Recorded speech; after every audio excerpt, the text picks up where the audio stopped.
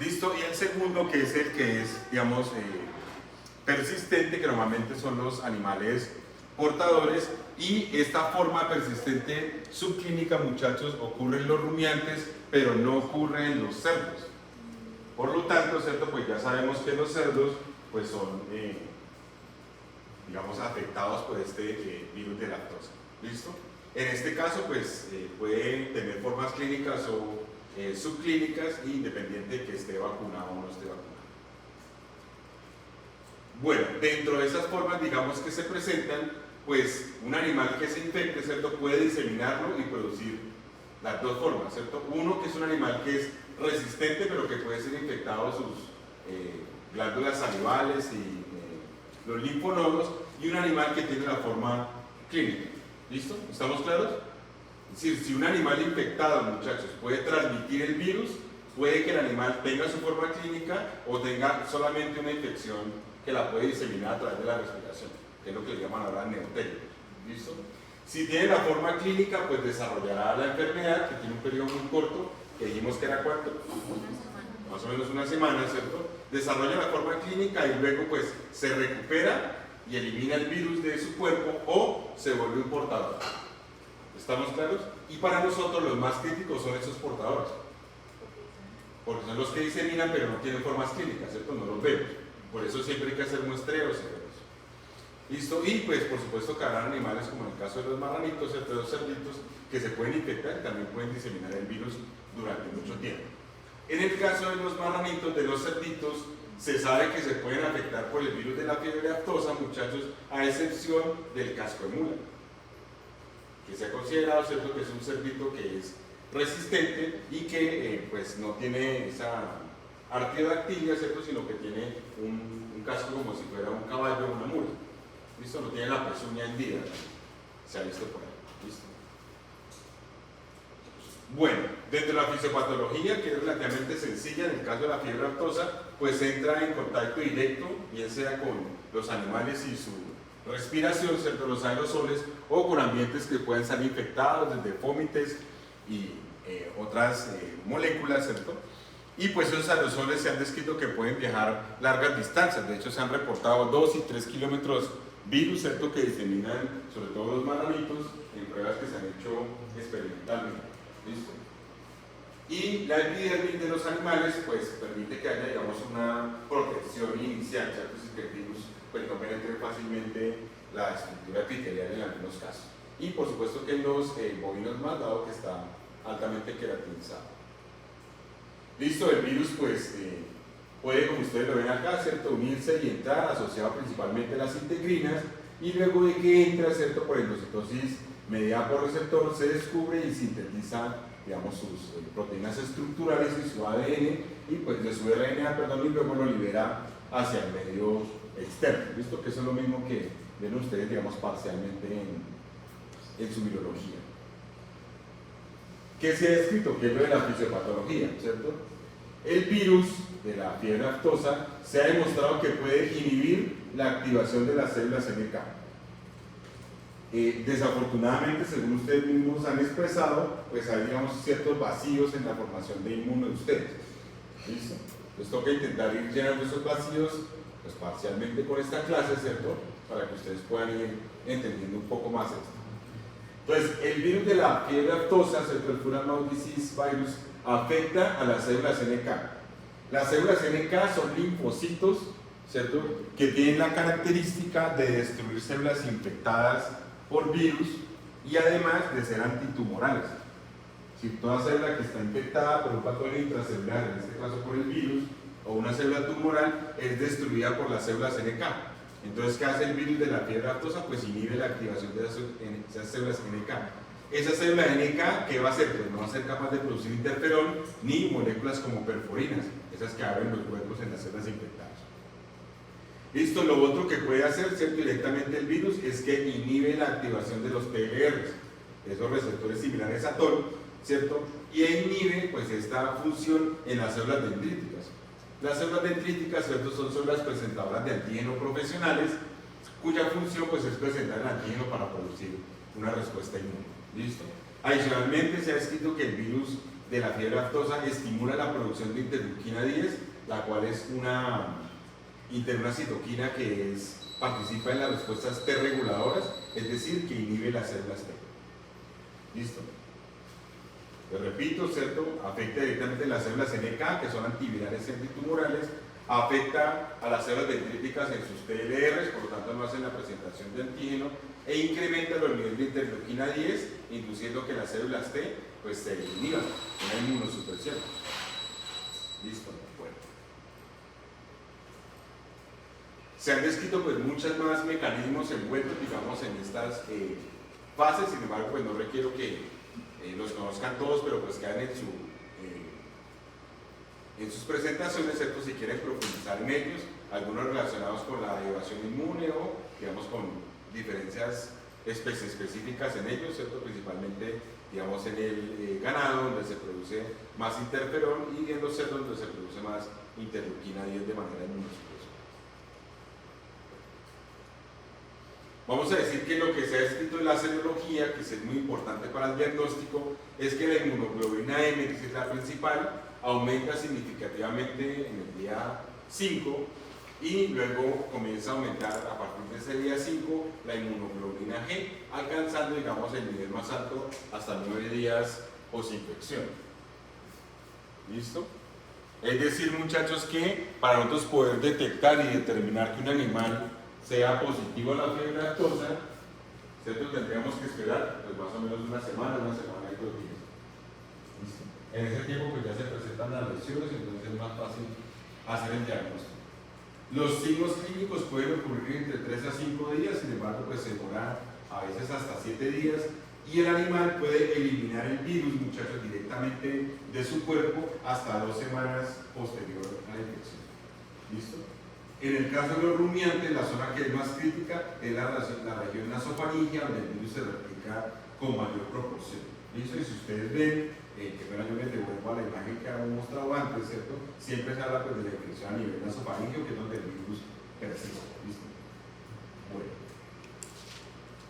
Vamos a decir, muchachos, que ya se ha medido, digamos, de manera muy clara cómo ocurre, digamos, la patogénesis de esta enfermedad, por supuesto, para poder simular la infección, hacen una inoculación nasofaringia y revisan pues dónde ocurre ese proceso.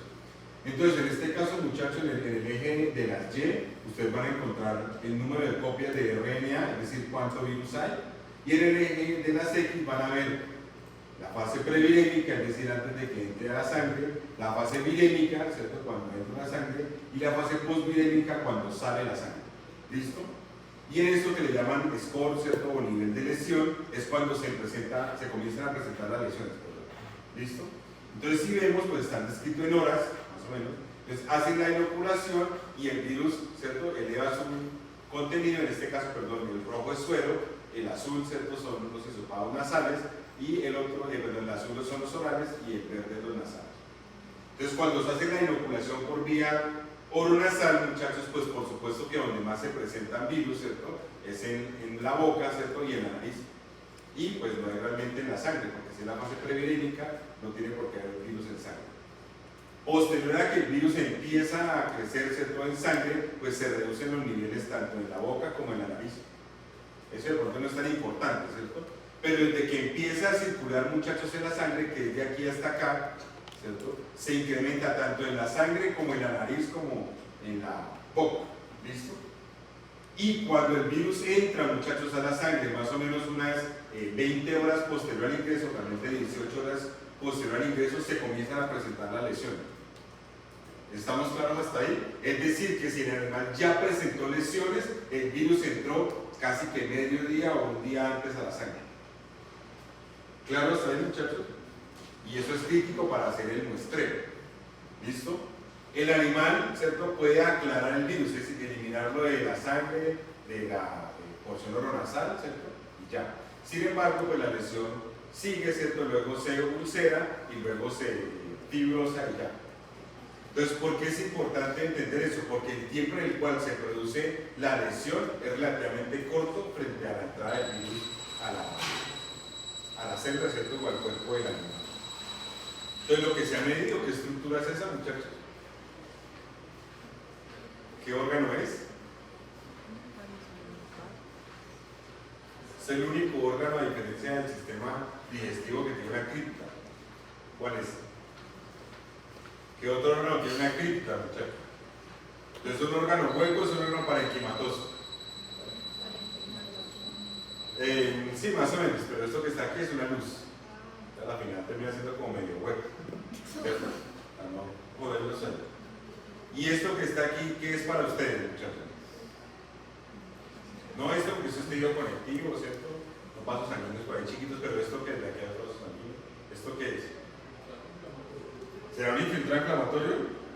Muchachos, les presento lo que se llama una tonsila palatina. ¿Listo? Todas las tonsilas tienen una cripta, que es este huequito que está aquí. Y es el principal sitio de replicación del virus.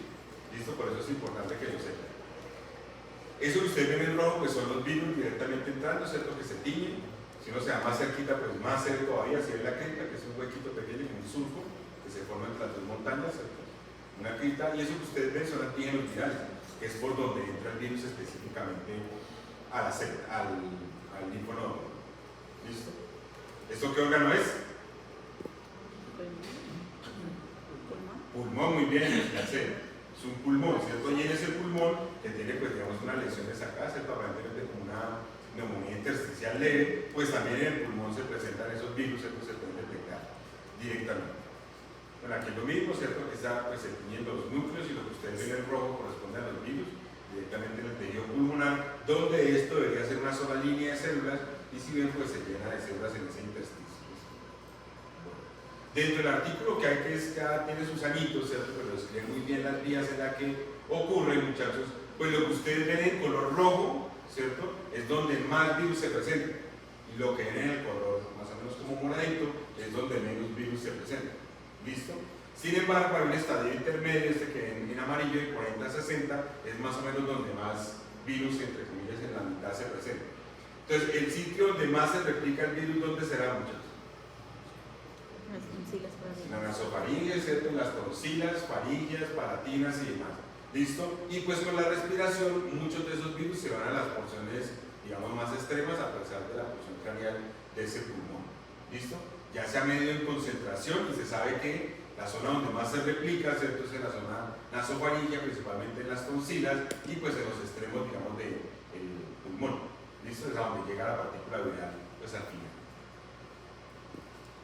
Bueno, esto es lo mismo, solo se demuestra lo que ustedes ven en rojo, ¿cierto? Es el virus de la fibra lactosa, y lo que ustedes ven en verde, pues es la proteína citoqueratina, ¿cierto? De la superficie epitelial. Es lo mismo, solo demostrando las cápsidas virales. Bueno, los signos clínicos son extremadamente fáciles, ¿listo? Entonces, afecta principalmente a artiodáctilos, es decir, todos aquellos animales que tienen pezuña hendida, que tienen dos uñitas, que tienen un huequito en la mitad, pues ustedes que son anatomistas, anatomólogos. ¿Listo? Y se han descrito muchas especies silvestres que pueden afectar. ¿Cuáles? Las que tienen pezuña hendida. ¿Cuáles? Muchas. ¿Cierto? Ciervos, jacks, todos los que ustedes. ¿Qué se presenta? Se presentan aftas en la boca, es decir, vesículas que normalmente se rompen, coalescen, se destruyen y dejan expuesto el epitelio. Como cuando uno le sale se ha trabajado en algún momento y le sale una roncha, ¿cierto? Y se rompe y pues se expone directamente en ese tejido. Donde ocurre, pues principalmente en la boca, pero también se presenta en el rodete coronario, es decir, específicamente apenas se termina la uña, ¿cierto? La pezuña, en el espacio interdigital y en los pezones, por supuesto que hay la célula. Se presenta la inflamación de la boca, que lo llamamos estomatitis. Se produce cialorrea, que es una salivación excesiva, como ustedes lo ven acá. Se producen úlceras orales y se produce claudicación, ¿qué quiere decir? Ojeras. Se presenta mastitis, que es inflamación de los cuartos, ¿cierto? De las mamas. Y pues lo que decía que lo más crítico, la disminución de la producción. Bueno, se presenta pues este exceso de salivación. La saliva principalmente es filante, serosa, y luego se va volviendo cada vez más mucosa y más espumosa, como ustedes lo ven acá, ¿cierto? Y a medida que ustedes van viendo, pues se presentan lesiones, en este caso en la papila incisiva, ¿cierto? Y en la superficie de la lengua. Esas lesiones, por supuesto, que inicialmente van a ser hemorrágicas, luego se deposita fibrina y se ambienta el color amarillento. ¿Listo? Entonces aquí está, mira, cuando se deposita la fibrina, pues pasan de ser rojizas, ¿cierto?, a ser un poco más amarillentas. Esto aquí está en el espacio interdigital, ¿cierto?, esas pezuñas. Y pues se pueden dar en el roete coronario, en este caso en los marranitos por ahí, ¿cierto?, que se pueden ver esa lesión. Claro, hasta ahí, bueno. ¿Cómo consume alimento una vaca, muchachos? Vamos a sentar porque yo sé que las respuestas van a ser muy duras. ¿Cómo consume alimento una vaca? ¿Con la lengua? ¿Cómo así? Lame el pasto hasta que lo desgasta como lo helado. ¿Con la lengua lo qué? Imagínense, ¿sí? Van a pegar un video en el parcial. Uno se arrodea ahí. No, muchachos. Uno tiene que aprenderlo escrito porque es como uno se defiende en esto, ¿cierto? Con la lengua lo prensa, ¿cierto? Lo coge así como ustedes dicen aquí, gana, y luego lo jala, ¿cierto? Y el caballo, ¿cómo come? Aparte de con ganas, ¿no? Con los dientes, ¿cierto? O sea, pique, corta, ¿cierto? Con el diente y luego para allá. Luego entonces, pues esos animales, muchachos, con estas lesiones en la lengua, ¿cierto?, tienden a reducir su consumo, porque le arde, le duele cuando está prensando. A pesar de que tiene unas papilas ahí muy bonitas, ¿cierto? ¿Cuáles son las papilas? ¿Cuáles son las papilas de la cavidad oral de un bovino en el trópico húmedo colombiano? No, no puedo creer. Unas que son así como, que parecen así como una espina. Las espinales, de abajo el vaso, las espinales. Esto como está quedando grabado, muchachos, se lo compartan a su profesor. Filiformes, muy bien. ¿Qué más? ¿No hay más? Las fungiformes. ¿Qué más? Habrá lenticuladas, lentejuelas, ¿cómo se llaman? Lenticuladas. ¿Qué más?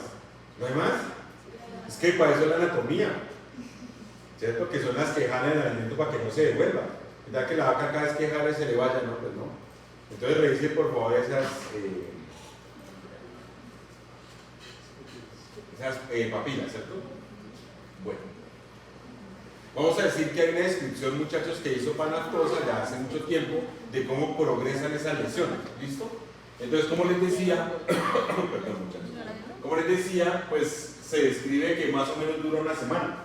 Normalmente, pues alguien que se lesione mucho un animalito, pues le puede durar más tiempo. Pero normalmente ocurre una semana. Entonces, lo primero que ocurre, ¿cierto?, en el día 1 es que hay una, digamos, un blanqueamiento de ese epitelio, se pierde parte de ese epitelio y se forma una vesícula que está llena de líquido. ¿Listo? Como si fuera una ampolla, como si fuera una lesión herpética. ¿Listo? Se forma una vesícula llena de líquido. ¿Listo? En el día 1. Por supuesto que el animal, después de que se forma la vesícula y por el contacto con el alimento y demás, pues esas vesículas se rompen al día 2, que es cuando podemos verlo.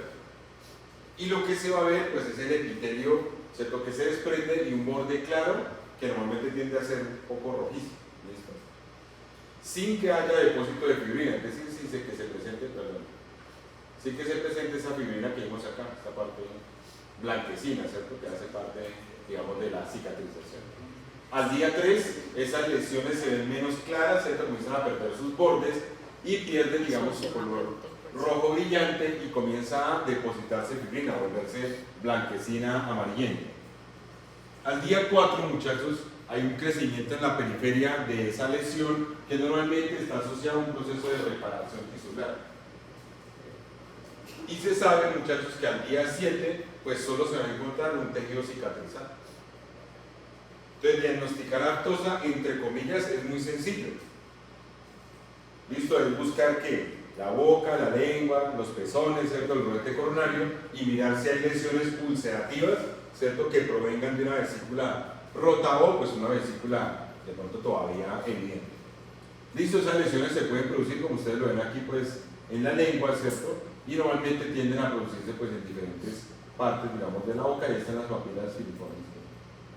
Y ya se las sabe. Se produce una ruptura completa y normalmente esas vesículas están llenas de linfa. ¿Listo?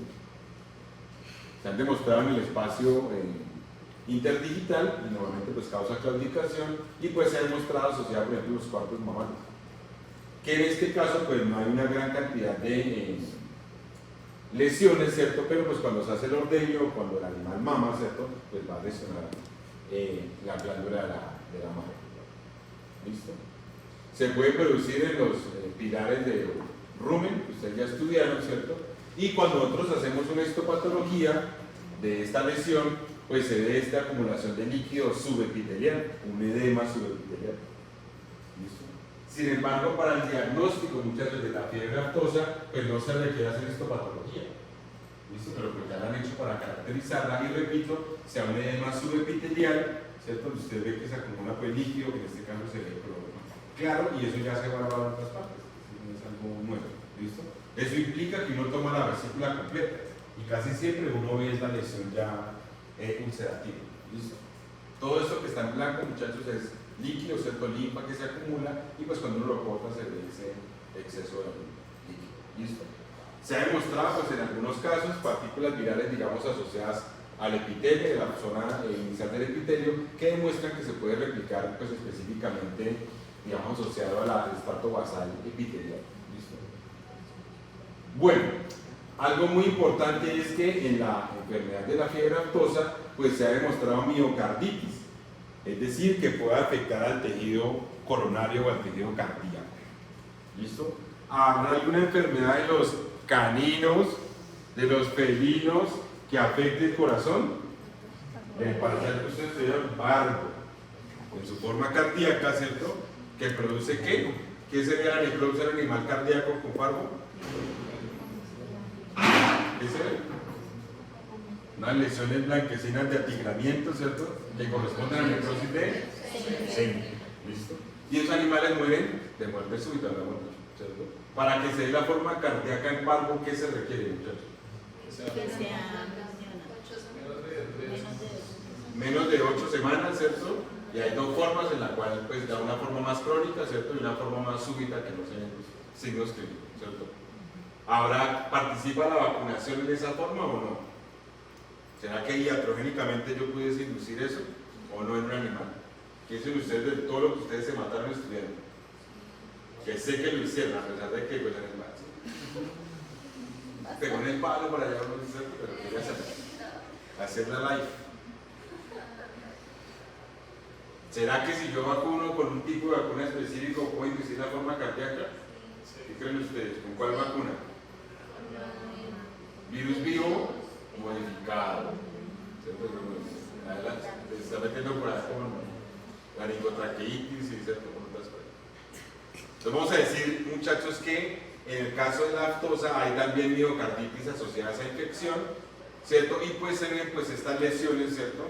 Digamos, de apariencia como moteada, como blanquecina, que se da en la superficie cardíaca, en este caso en la superficie interna, ¿cierto? En los músculos papilares. ¿Se acuerdan de los músculos papilares? Las cuerdas tendinosas y los pectinados, ¿cierto? Que son los que controlan esa capacidad expansiva de pulmonía del corazón. ¿Listo? Y se pueden pues, ver lesiones, ¿cierto? En ese miocardio, donde se ven células infiltradas, ¿cierto? Una gran cantidad de células inflamatorias asociadas a ese corazón. Ahí todas las demás es un poco mucho más fácil, ¿cierto? Sin la infiltración de células asociadas a las células cardíacas, principalmente de manera intersticial. ¿Listo? Los animales pueden morir de forma súbita. Y esa forma súbita se le llama, esa afección del corazón se llama miocarditis aftosa. Y normalmente, muchachos, ocurre en animales jóvenes. ¿Listo? Jóvenes. En los animales ya mayores, ¿cierto? Ya adultos, eso no ocurre.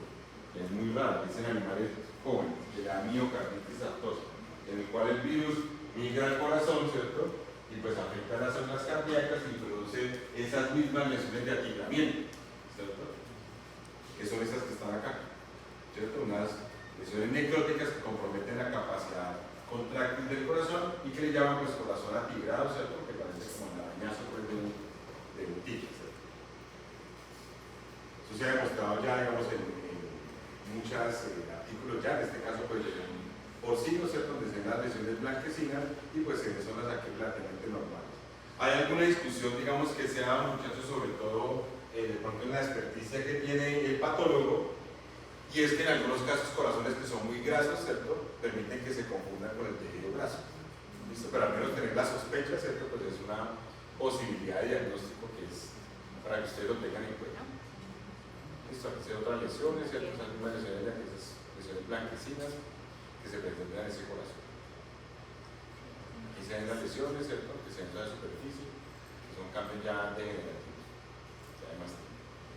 Entonces, para el diagnóstico, que es relativamente simple, ¿cierto? Pues lo principal que nos hace sospechar que un animal tenga fiebre aftosa, ¿cierto? Será que presente pues aftas o úlceras asociadas a dónde?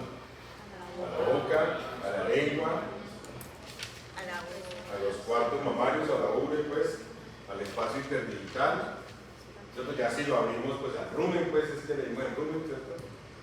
Y demás. Listo, bueno. Entonces, para el diagnóstico, lo mejor sería tomar una muestra del epitelio, es decir, de la lesión que se presenta, y mucho más si todavía la lesión está, perdón, la vesícula está completa, listo, que no esté desgarrada. Listo, se toma, por supuesto, de los animales enfermos, que son los que pueden tener el virus en su momento, y repito, siempre que sea posible, pues se tome las muestras más frescas pues, posible, es decir, que tengan menos fibrina, ¿cierto? El epitelio que recubre las ampollas también se pueden tomar, ¿cierto? Y enviarse. Hay unos medios específicos para enviarlo, ¿cierto? Este medio vale, este pH o un tampón de glicerina fosfatada, y se describe que ojalá se envíen al menos pues 2 gramos. Esto no puede enviar una vesícula completa, eso pues es cantidad suficiente. Listo, se describe que en lo posible pues se envíe más de un animal, ¿cierto? Siempre en frascos separados. ¿Qué se puede enviar? Además líquido esofagofaríngeo, se puede enviar suero o se pueden enviar hisopados. ¿De dónde enviarán ustedes hisopados, muchachos? De la boca.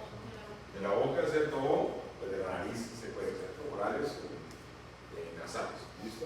Y pues se pueden tomar diferentes muestras, ¿cierto? El suero pues para determinar los anticuerpos y los líquidos en los cuales muy seguramente haya virus circular. Listo, en términos del diagnóstico, pues por supuesto que lo primero que haríamos sería el diagnóstico clínico, que ya lo hablamos, ¿cierto? Y pues luego sería el diagnóstico de laboratorio, pues para confirmar esa sospecha. En el caso de ese diagnóstico de laboratorio, pues lo primero que se hace, muchachos, sería la serología. Principalmente porque es más económica, ¿listo? Es más económica. Y porque los anticuerpos pues demoran un poco más en circulación, ¿listo? Se han descrito diferentes técnicas de serología como la neutralización viral o el ELISA por bloqueo de fase líquida o el ELISA competitivo en fase sólida. ¿Listo? Entre ellos pues se pueden medir si el animal es infectado, pues se miden principalmente proteínas no estructurales y en algunos casos anticuerpos antiproteínas estructurales, y si es vacunado pues el ELISA va a detectar específicamente proteínas estructurales. ¿Listo? Entonces, si un animal está infectado, deberá tener proteínas estructurales y proteínas no estructurales, anticuerpos contra esas moléculas. Pero si es vacunado, ¿cierto? Si se tiene un historial de vacunación o se sabe que está vacunado, pues los anticuerpos únicamente reaccionarán contra proteínas estructurales. Y eso es muy importante, pues tener el historial del animal, ¿cierto? Para saber qué ELISA se escoge. Y en el caso, ¿cierto? Ya de detección del virus, pues se puede hacer ELISA para antígenos, ¿cierto? O ELISA de captura, y ya se puede trabajar con métodos de PCR como los que hacemos aquí en el laboratorio, incluyendo pues el multiplex, ¿cierto? PCR para detectar diferentes virus al mismo tiempo, o el que es más importante para nosotros, el PCR de transcripción inversa. Listo, y se hace transcripción inversa porque el virus es de RNA y tiene que pasarlo a DNA. ¿Qué se tiene que hacer? Aislar el virus, que es lo que realmente hace el ICA, y subtipificarlo, serotipificarlo. ¿Se acuerdan por qué hay que serotipificar el virus de la aftosa? Porque la vacuna, ¿cierto?, es específica del serotipo, no es reacción cruzada. Entonces deberíamos vacunar con el serotipo que está circulando, y así se ha hecho en el país todas las veces. ¿Listo? El diagnóstico diferencial incluye rinotraqueitis infecciosa bovina, que le veremos más adelante, el virus de la lengua azul, que es una enfermedad viral que es relativamente exótica en el país, es muy común, el virus de la diarrea viral bovina, que les decía que es de los más complejos que vemos este semestre, y pues la estomatitis vesicular, que la vamos a ver ahorita. ¿Listo? Entonces, dentro de lo que está ocurriendo, ¿cierto? Digamos, dentro de una producción, vamos a decir que el virus de la fiebre aftosa, ¿cierto? Pues afecta al ganado, ¿cierto? A los ovinos, a los marranitos, pero no afecta a los caballos. ¿Estamos claros? Y el otro que vamos a diferenciar es el de la estomatitis vesicular, que afecta a los bovinos, afecta a los ovinos, afecta a los cerdos y también afecta al caballo. Es decir, que si ustedes llegan a una producción, muchachos, ustedes llegan a una producción y ustedes ven que las vacas tienen esas lesiones en la boca, ¿cierto? Las aftas o las lesiones herpéticas, si ustedes ven los caballos y chequean los caballos, si el caballo presenta esas lesiones, ¿qué puede ser? Estomatitis vesicular. ¿Estamos claros hasta ahí? Aunque suene tonto, si uno llega a una producción, ve los bovinos y lo primero que le pregunta es: déjenme ver sus caballos que utiliza para estar con el bovino. Si los caballos tienen el mismo tipo de lesión porque se infectan, porque están en contacto constante, ¿cierto? Es altamente probable que la infección sea por un virus de estomatitis vesicular. ¿Estamos claros hasta ahí? Entonces en la producción, bueno, si no tiene caballos, pues es más complicado. ¿Listo? Por supuesto que puede ver los marranitos también, pero pues no podemos diferenciar si es aftosa o no. ¿Estamos claros? Entonces los caballos, muchachos, en una producción nos sirven de centinela para saber si hay o no estomatitis vesicular. ¿Listo? Bueno, pues. En el caso de la profilaxis, pues hay vacunación, que requiero que ustedes pues revisen esos ciclos que se hacen en el país, y pues lo que se debería hacer es eliminar los animales infectados, ¿cierto? Se detecta y se eliminan esos animales, y pues por supuesto que las buenas prácticas de producción, ¿cierto? Las buenas prácticas ganaderas y demás, que incluyen pues evitar el reuso de las agujas y demás. Y requiero, muchachos, que ustedes consulten qué es lo que se llama actualmente el ban vaco. ¿Listo? Cuando tengan un tiempito por ahí, pues se meten a internet, chicos, y revisan qué es el ban vaco. A ver si es que es un banco o qué era. ¿Listo? Bueno, pues.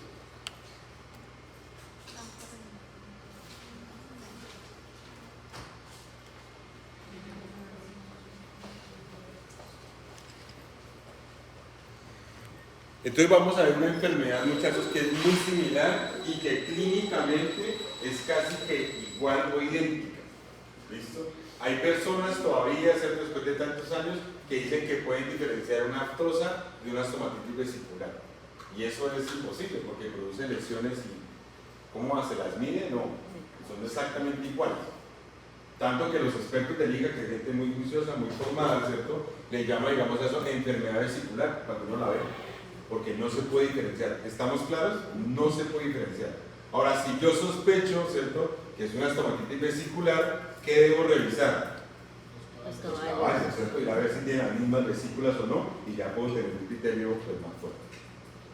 Bueno, entonces esta enfermedad viral pues afecta, como lo hemos visto ahora, ¿cierto?, a bovinos, a equinos y a porcinos, y produce lo mismo, máculas, ¿cierto?, o vejigas que se erosionan, muchachos, se producen en la boca, en la piel de los pezones y en las patas o en las extremidades. ¿Listo? El primer brote se presentó en el 29 y a partir de ese brote pues se volvió, digamos, de reporte obligatorio en el país. A diferencia del anterior, que era un coronavirus, ¿cierto?, este es un raptovirus, es decir, un virus que tiene forma de bala, ¿cierto?, al cual pertenece el virus de la rabia. ¿Listo? Entonces de esto pues se sabe que la proteína más importante es la proteína G, ¿cierto?, que es la que permite que entre al cuerpo, ¿cierto?, y que se una la adineína y haga ese primer flujo hacia el cerebro que se llama ¿cómo? Ya lo vieron en rabia canina, el flujo retrógrado, ¿cierto?, llega al cerebro y luego se devuelve a las demás partes del cuerpo que se llama anterógrado, ¿cierto? ¿Cuándo ocurre la fase prodrómica? Cuando ya está diseminado, colonizado en el cerebro. ¿Cuando se replica en dónde o qué? En el sistema nervioso. ¿En el sistema nervioso en dónde? En unas células que tienen muchas ramitas que se llaman de Purkinje. ¿Vamos claros hasta ahí? Ya, algo va quedando en lo que uno estudió, ¿cierto? Eso es lo importante. La G es la más importante. Para todos los ratovirus. Yo trabajé con ratovirus de peces y siempre programaba la G porque es la que se llama. ¿Listo? En el caso, muchachos, de la estomatitis vesicular existen dos serotipos. Uno que se llama New Jersey y otro que se llama Indiana. ¿Listo? Y es obligación, digamos, el INCA lo tiene en todos sus lineamientos, que también se tienen que serotipificar. ¿Listo? Para saber qué está circulando en el país en diagnóstico. ¿Listo? En diagnóstico. El New Jersey y el Indiana. Y ese Indiana pues tiene diferentes subserotipos o variedades, ¿cierto? Como el 1, 2, 3. No es como tan relevante para nosotros. ¿Listo? Hola, ¿cómo estás? ¿Vas a entrar o qué? Dale, pero por supuesto. En el caso de la epidemiología, pues se ha escrito, en el caso de lo que nos interesa a nosotros, pues en las Américas, ¿cierto? Y la tasa de morbilidad, pues puede llegar hasta el 90%, que es relativamente alta. Al igual que ocurre con la fiebre aftosa, muchachos, los animales no se mueren. El problema de la fiebre aftosa, ¿cuál era que habíamos dicho que era? La baja producción de leche y la baja ganancia de peso, ¿cierto? Es decir, producción de músculo. Pero los animales no van a morir. De una baja tasa de mortalidad y se ha escrito que puede constituir una zoonosis, digamos, menor. En el caso de la fiebre aftosa, yo siempre ponía un artículo que habían publicado unos chilenos, donde ellos demostraban, ¿cierto?, que las personas que habían tenido accidentes vacunales, manipulando la vacuna, terminaban con cefalea, con vómitos, ¿listo? Pero no les daba fiebre aftosa. ¿Estamos claros? Solo que la reacción al antígeno vacunal o a sus excipientes hacía que la persona tuviera dolor de cabeza, vómitos, ¿cierto? Y a veces mareo y dolor. Pero quité esa imagen, ¿cierto? Porque empezaron a decir que la fiebre aftosa era zoonótica y no es. ¿Estamos claros? No produce afta ni nada de eso en los humanos. Y se ha escrito una estomatitis vesicular que puede llegar a producir zoonosis, sin embargo, digamos, es más bien poco lo que hay escrito en la literatura. Ya hablamos de los huéspedes y en el caso de los huéspedes salvajes, pues puede afectar a algunos animalitos muy bonitos, como todos los demás, ¿cierto? Pero es un poco más crítico en el país, como el venado de cola blanca. ¿Listo? Las lesiones que se presentan en este caso, pues es en un gorila, ¿cierto? Y pues se ven las mismas lesiones, digamos, herpéticas, ¿cierto? Máculas o vejigas, como le quieran llamar, o vesículas, que luego se rompen y pues coalescen. ¿Listo? ¿Qué sí tiene diferencia que es muy importante epidemiológicamente hablando? Es que se ha demostrado que la transmisión, ¿cierto?, puede presentarse por artrópodos. ¿Listo? Que es muy diferente de la fiebre aftosa. La fiebre aftosa se transmite por aerosoles, es decir, por la respiración, el vapor de agua. ¿Listo? En este caso, pues, por supuesto que pasan por la vía transcutánea y se han descrito diferentes especies como flebótomos, aedes, ¿cierto?, y demás, que pueden llegar a producir o transmitir, la enfermedad. Se ha hablado pues que puede incluso contaminar el alimento, sobre todo si llegan a haber lesiones en la mucosa, y por supuesto que si depende de estos artrópodos, que son pues mosquitos hematófagos, pues sea más frecuente en épocas de lluvia, donde hay más charcos, ¿cierto? Y por lo tanto esa mayor humedad favorece el crecimiento de los vectores. Entonces, si tuviéramos que hacer una diferencia hasta dónde vamos, ¿cierto?, entre la aftosa y la estomatitis vesicular, pues en términos de la familia de virus, pues es diferente, ¿cierto? La aftosa es un picornavirus, un aftovirus vesiculé, ¿cierto? Mientras que la estomatitis vesicular es un ratovirus, ¿cierto? Que tiene una, digamos, fisiología un poco diferente. Clínicamente son iguales, produce las mismas lesiones, ¿cierto? Y en el caso de la transmisión, la aftosa se da por aerosoles, mientras que la estomatitis vesicular se puede dar por aerosoles y también a través de artrópodos, ¿listo? Bueno, se ha escrito por supuesto que se da en la saliva, en el exudado, ¿cierto?, a través de los vectores, y hay unos artículos en los cuales nombran que es posible que se transmita a través del suelo y las plantas, ¿cierto?, si hay, digamos, contacto de la saliva con estas secreciones y luego otro animal pues consume el mismo pasto. Sin embargo, casi todos dicen que es sospechoso porque nadie pues le ha metido el diente, como dicen vulgarmente, pues a entender si realmente juega un papel, digamos, el alimento de esos animales. ¿Listo? Bueno, se presentan vesículas mucosas de estomatitis, que es de la boca o de la cavidad, ¿cierto? Cianorrea, que es secreción excesiva de saliva, mastitis, función de los cuartos, bueno, mucosa, miasis,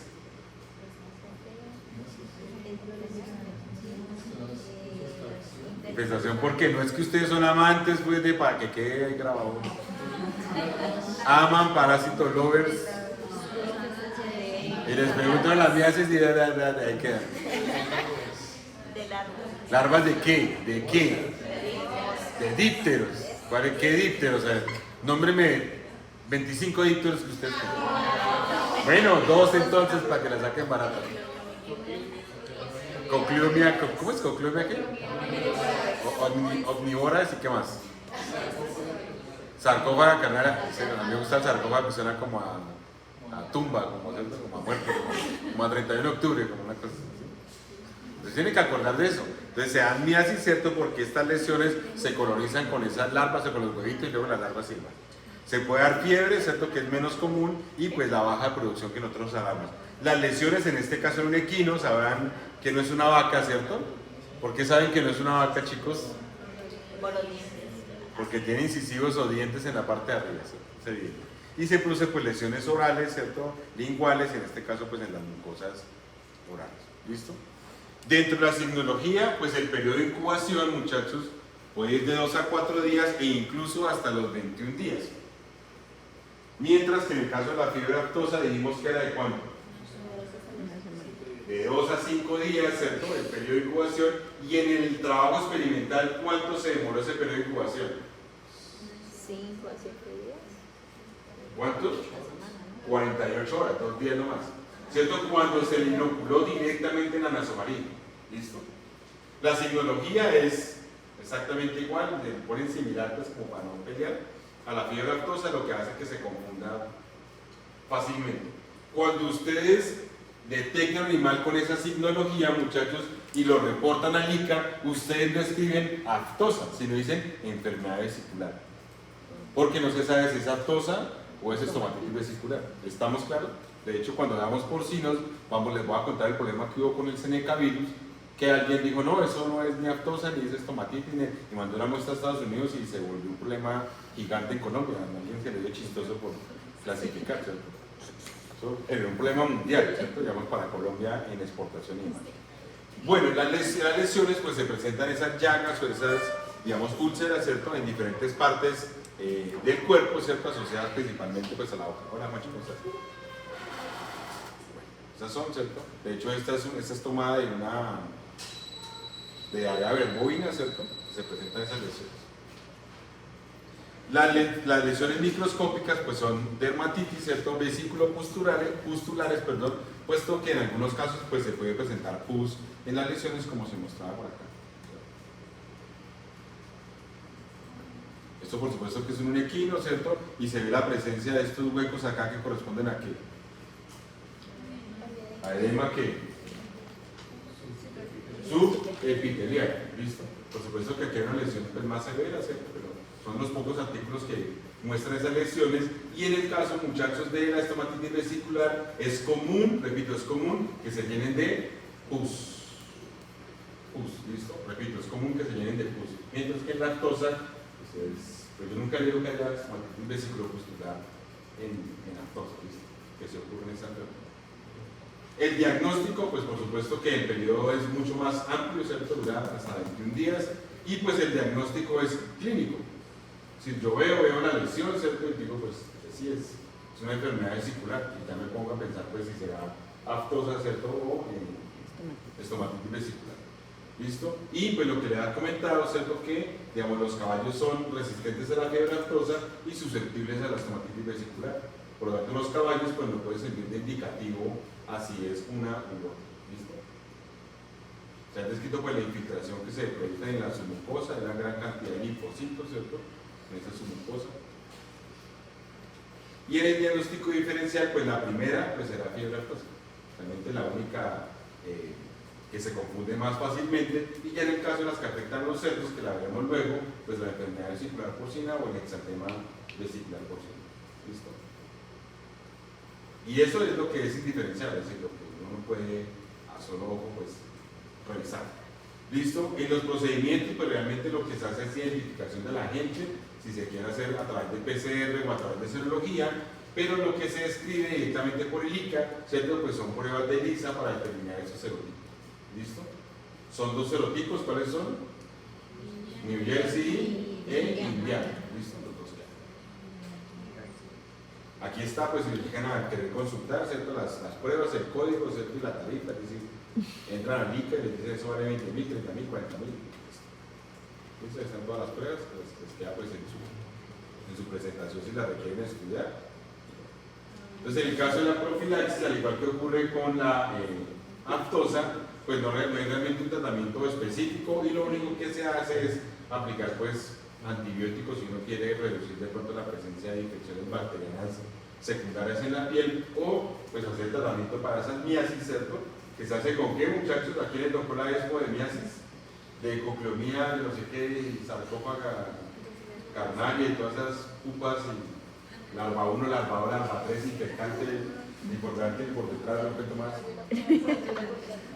¿Qué se utiliza para eliminar a esos dípteros? O no se puede poner nada. ¿No? ¿Un rezo? ¿Creolina? ¿Sí le ponen creolina? Sí. ¿Y se la ponen por dónde, muchachos? ¿En el ojo? ¿Intraocular? ¿Sí? ¿Le ponen creolina? ¿Le ponen ajax? ¿Le ponen limpio? ¿Humo? ¿Humo? O sea, ¿le ponen humo?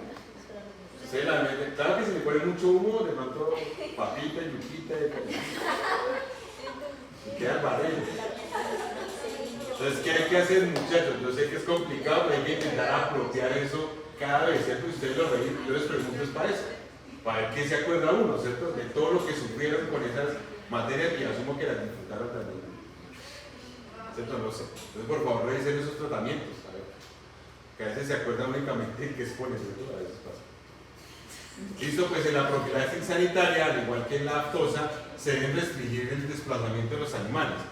Antes, muchachos, era más crítico esto porque dependía, pues explícitamente, de que el productor o el veterinario, ¿cierto?, quisiera reportar o no.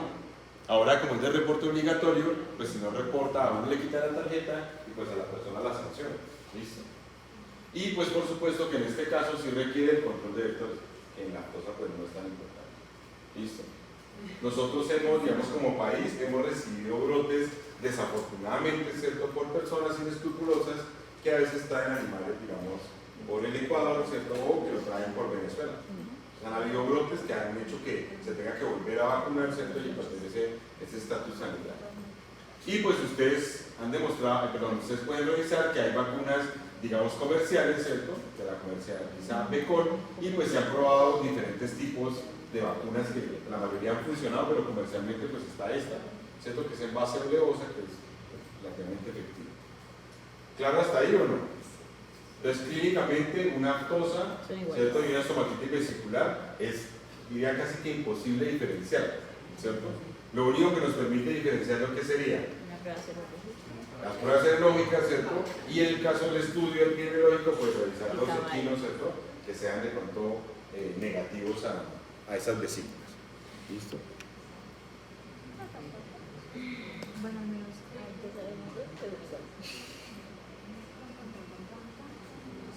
Bueno, y esperemos que alcancemos a ver esto en estos 30 minutos que nos quedan, ¿cierto? Señor. Ajá. Sí, claro. Uy, ¿qué tan alta? Pues se reportan de 41, de 40, sí. Pero la fiebre aftosa y todas las enfermedades infecciosas pueden dar fiebre. Todas pueden dar fiebre. Solo que, digamos, el problema es si en todos los casos se presenta fiebre, porque al final es solamente una úlcera, ¿cierto? Entonces hay animales en los cuales pueden haber episodios febriles y otros en los que no. Por eso uno no considera poner fiebre como un signo, digamos, típico de la enfermedad. ¿Sí me van a entender? Hay animales con fiebre aftosa, repito, que sí les da fiebre, ¿cierto? Y otros a los que no. Sin embargo, por ejemplo, la estomatitis vesicular, como es más reactivo el ratovirus, produce, digamos, fiebre de manera más común que la otra. ¿Listo? Bueno, vamos a ver, muchachos, un grupo de enfermedades que se clasifican o se les llama comúnmente como carbones. Son enfermedades principalmente de origen clostridial. Nosotros el semestre pasado vimos dos, a las cuales le dimos la fisiopatología de esas clostridiales, que era el tétano, producido por Clostridium tetani, y el botulismo por botulismo. ¿Listo? En este caso vamos a ver otras enfermedades que también las producen Clostridium, pero que no es ni tétano ni botulismo, ¿cierto? Esa la vemos para kilos de peso por aquí, es el chavo, muy bien, Clostridium. ¿Listo? Entonces vamos a empezar, muchachos, con el carbón que se conoce como bacteridiano, que se conoce comúnmente como anthrax y que es producido por un bacillus, que el semestre pasado vimos dos, el Serius y el Anthracis, y en este caso es el Anthracis. ¿Listo? Que no se puede hacer necropsia, ¿se acuerdan todo eso? Que no da rigor mortis. Bueno, vamos a decir Bacillus anthracis, que tiene una característica, ¿cierto? Es que es esporoformador, es decir, que forma esporas, lo cual hace que sea muy resistente, ¿cierto? Y que pues sobreviva en ambientes, digamos, extremos, incluyendo pues sequías extremas, temperaturas extremas y demás. Listo, se puede encontrar en diferentes tejidos, ¿cierto? De los órganos y por supuesto se distribuye en la sangre, forma colonias grandes como estas que están aquí y afortunadamente nunca hemos tenido la oportunidad de darlo y tenerlo acá. O si no, pues no sé qué mortalidad habría aquí. Produce un aspecto como arenoso, ¿cierto? Como si fuera arena y pues altamente resistente, ya hemos hablado a diferentes condiciones medioambientales. ¿Listo? Vamos a decir que dentro de la distribución, ¿cierto? La mayoría de los brotes que se han descrito del anthrax, ¿cierto? Pues han sido en los países más europeos y asiáticos y pues una gran cantidad de brotes que se dan en África, ¿listo? Donde las condiciones del suelo pues permiten que se den ese tipo de características. Y en el caso, ¿cierto? De Colombia, pues hay muy pocos brotes que se hayan dado, pero algo más importante es que hay muy pocos brotes que se reporten en el mundo. ¿Listo? No es que no se presente el anthrax, sino que se reporta un poco menos. En el caso de Canadá, ¿cierto? Y Norteamérica, Estados Unidos, pues sí se han hecho más brotes y de hecho, pues, como les contaba cuando vimos microbiología, pues muchos de esos brotes sirvieron para que algunos grupos terroristas utilizaran esas cepas para de pronto matar uno que otro congresista por ahí, bueno, cosas que no están bien vistas. ¿Listo? Cositas que van a poner. Listo, eso depende, muchachos, pues también de la temperatura, ¿cierto? Y de, digamos, de las características propias de los suelos. Y si vemos, muchachos, pues la probabilidad de que las características del suelo y de la humedad permitan que crezca el Bacillus anthracis, pues sea como en la zona media, ¿cierto? Digamos, a nivel de la latitud, ¿cierto? Y pues en esta parte también, en Colombia pues se tienen menos condiciones, y en el África pues en la parte baja y asociada a las zonas desérticas. ¿Listo? Aquí lo mismo, ¿cierto? Con respecto a la vacunación, pues por supuesto que se vacuna más en las zonas donde hay más brotes, ¿cierto? Eso es solo compartir el artículo de Carson del 2010. Entonces, ¿cuáles son las condiciones de desarrollo de esta bacteria? ¿Listo? Se requiere para que la bacteria se desarrolle fácilmente que sean zonas en las cuales hay fluctuaciones muy bruscas en las condiciones medioambientales. Es decir, que hay periodos de sequía extremo seguidos de periodos extremos de inundaciones. Por supuesto que en ese espectro, ¿cierto? Pues no entra imagen. A veces pasa que hace mucho sol y luego hay una borrascas y torrenciales que nos deja sin luz un tiempo y luego otra vez sol a la tarde, ¿cierto? No, es cuando hay sequía extrema, ¿cierto? Y luego hay inundación extrema. ¿Estamos claros? Y ese tipo de condiciones, muchachos, pues ocurre pues, en en las zonas africanas, ¿cierto? Les decía, y pues en esta zona como septentrional, pues, en esa latitud, longitud. Se esperan temperaturas mayores a 15 grados Celsius y con una alta humedad. Y algo muy importante que pues sea una tierra relativamente rica en material nitrogenado, otro tipo de nitrógeno, material orgánico. En Colombia pues hay algunas zonas que permiten esas condiciones y afortunadamente son, digamos, relativamente pocas. ¿Listo? Bueno, dentro de la transmisión, ¿cierto?, del anthrax, pues se puede dar que el humano, ¿cierto?, el mismo bovino, pues entre por inhalación, ¿cierto?, por ingestión, ya sea porque consume pasto, ¿cierto?, que esté contaminado, o incluso pues se han descrito que las formas cutáneas se pueden dar específicamente por artrópodos que pican. ¿Listo? Se sabe que el Bacillus anthracis, muchachos, hace ciclos que se llaman telúricos, porque es de la U, telúricos. Es decir, que puede crecer directamente en la tierra. ¿Listo? Y pues fácilmente puede contaminar el alimento y luego pasar a otro animal. Y así sucesivamente. ¿Listo? Por supuesto que si el animal fallece, ¿cierto? Pues puede llegar al suelo de otra vez, ¿cierto?, la bacteria y hacer de nuevo su ciclo. Tanto, ¿cierto?, que parte de ese ciclo, repito, es telúrico, es decir, que pasa por su ciclo directamente a través del suelo. ¿Listo? Y se sabe, muchachos, que muchos de estos bacilos se requieren para que fijen nitrógeno, ¿cierto?, y promuevan, digamos, el crecimiento de las plantas. ¿Listo? Nosotros lo estudiamos en términos de su patogenia, pero para el suelo, muchachos, cumple un papel muy importante en el reciclaje del nitrógeno para que entre digamos, a ser disponible para las plantas y pues el crecimiento. Luego lo consume el animal, se infecta, se muere y luego sigue haciendo eso. ¿Estamos claros? Bueno, y mata a congresistas y senadores. Muy importante. ¿Listo? Dentro de los factores de virulencia, algo muy importante es que presenta una cápsula, lo cual impide que haya una fagocitosis, digamos, eficiente, y produce algo que se llama el complejo tóxico, que son unas toxinas, ¿cierto?, que están codificadas en plasma. Si ustedes se acuerdan, el semestre pasado vimos esos tres elementos móviles. Uno eran los plásmidos, los otros eran los transposones y los otros eran los que se integran, que se llaman integrones. De ellos sabemos que los plásmidos son muy importantes porque se pueden transmitir de una bacteria a otra a través de los pins. ¿Listo? Quiere decir que estas bacterias pues, pueden fácilmente transportar o mover esos plásmidos de una bacteria a otra y pues transmitir esas toxinas fácilmente. ¿Listo? Como les decía, la cápsula pues inhibe principalmente la ozonización, que es un proceso crítico en la fagocitosis, tanto tipo 1 como tipo 2. Bueno, se escribe en su patogenia que habría 3 formas de ingreso al animal. ¿Listo? La forma intestinal, que viene cuando el animal consume, ¿cierto?, el pasto que está contaminado, o lame un cadáver, ¿cierto?, o consume pues, suelo en ese mismo consumo de pasto, ¿cierto?, pues consume parte de las raíces y pues entra la bacteria a través del intestino. ¿Listo? La forma cutánea, que hablamos que es principalmente cuando un artrópodo vector, ¿cierto?, un mosquito, pues pica a un animal y ahí pica a otro y pues fácilmente puede entrar en contacto y penetrar la piel y de ahí diseminarse. Y la otra, ¿cierto?, que es la común que habíamos visto en los humanos, que es la forma pulmonar, cuando a través de la respiración pues, entran esas esporas. ¿Listo? Bien sea de forma cutánea, intestinal o pulmonar, pues esos bacilos van a terminar en un macrófago que los va a fagocitar. ¿Listo? Y a partir de ese macrófago pues llega un linfonodo regional y puedes producir pues una inflamación de ese linfonodo, que es pues una linfadenitis de tipo hemorrágico.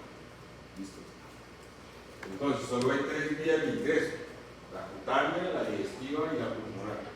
La más común y la más fácil pues es la vía intestinal, porque el animal mismo consume ese alimento. ¿Listo? Cuando se disemina por vía linfática, muchachos, pues produce una septicemia, es decir, circula en sangre y produce una toxina, y se disemina a diferentes partes del cuerpo. Puede diseminarse a las meninges, ¿cierto?, y producir meningitis, puede pues, producir en esa septicemia una caída brusca de la presión sanguínea, inducir shock y por lo tanto muerte, o puede bloquear el sistema linfático y producir un edema pulmonar que también causa la muerte del animal. ¿Listo? Sin embargo, muchachos, las toxinas que produce esta bacteria tienden a ser muy fuertes y tienden a lesionar los endotelios. Por lo tanto, como lo vimos también en la microbiología, pues va a producir hemorragias en los orificios naturales. Eso es lo que ya hemos visto. Bueno, entonces 3 vías de entrada y pues 3 posibles vías de muerte. ¿Listo? Una por inflamación meningia, otra por caída brusca de la presión sanguínea y otra por bloqueo linfático que produce edema pulmonar. ¿Listo? Por supuesto que la vía pulmonar pues está asociada a la infección con esas esporas por vía pulmonar de los animales, y la vía meningia pues principalmente por la colonización de los vasos sanguíneos aracnoideos de los animales. ¿Listo? Bueno, se ha descrito que ese componente tóxico, complejo tóxico, obedece a 3 moléculas importantes. Una que vamos a ver más adelante cuando veamos el edema maligno, que es lo que se conoce como factor 1 o factor edematógeno. ¿Listo? Ese factor edematógeno es el mismo que ustedes vieron cuando vimos bordetella bronquicéptica. ¿Que produce qué, doña Corsi? ¿Qué produce la bordetella bronquicéptica? ¿No te acuerdas, doña Andrea? ¿Qué produce la bordetella bronquicéptica? Aparte de corchar aquí a Corsi, que es juiciosa. La tos de las perreras, ¿cierto? Que la tos de las perreras la produce bordetella bronquicéptica, Mycoplasma sinus y Y una para influenza, un para mixovirus. ¿Listo? ¿Estamos claros? En esa enfermedad, muchachos, y en esta también, se produce una molécula que es la demilciclasa que eleva el AMP cíclico.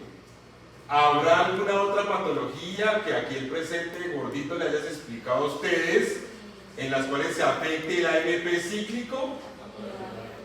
¿En la rabia? Para nunca el vaso a Daniel. En Campylobacter, muy bien, que es el origen de por qué ocurre diarrea, ¿cierto?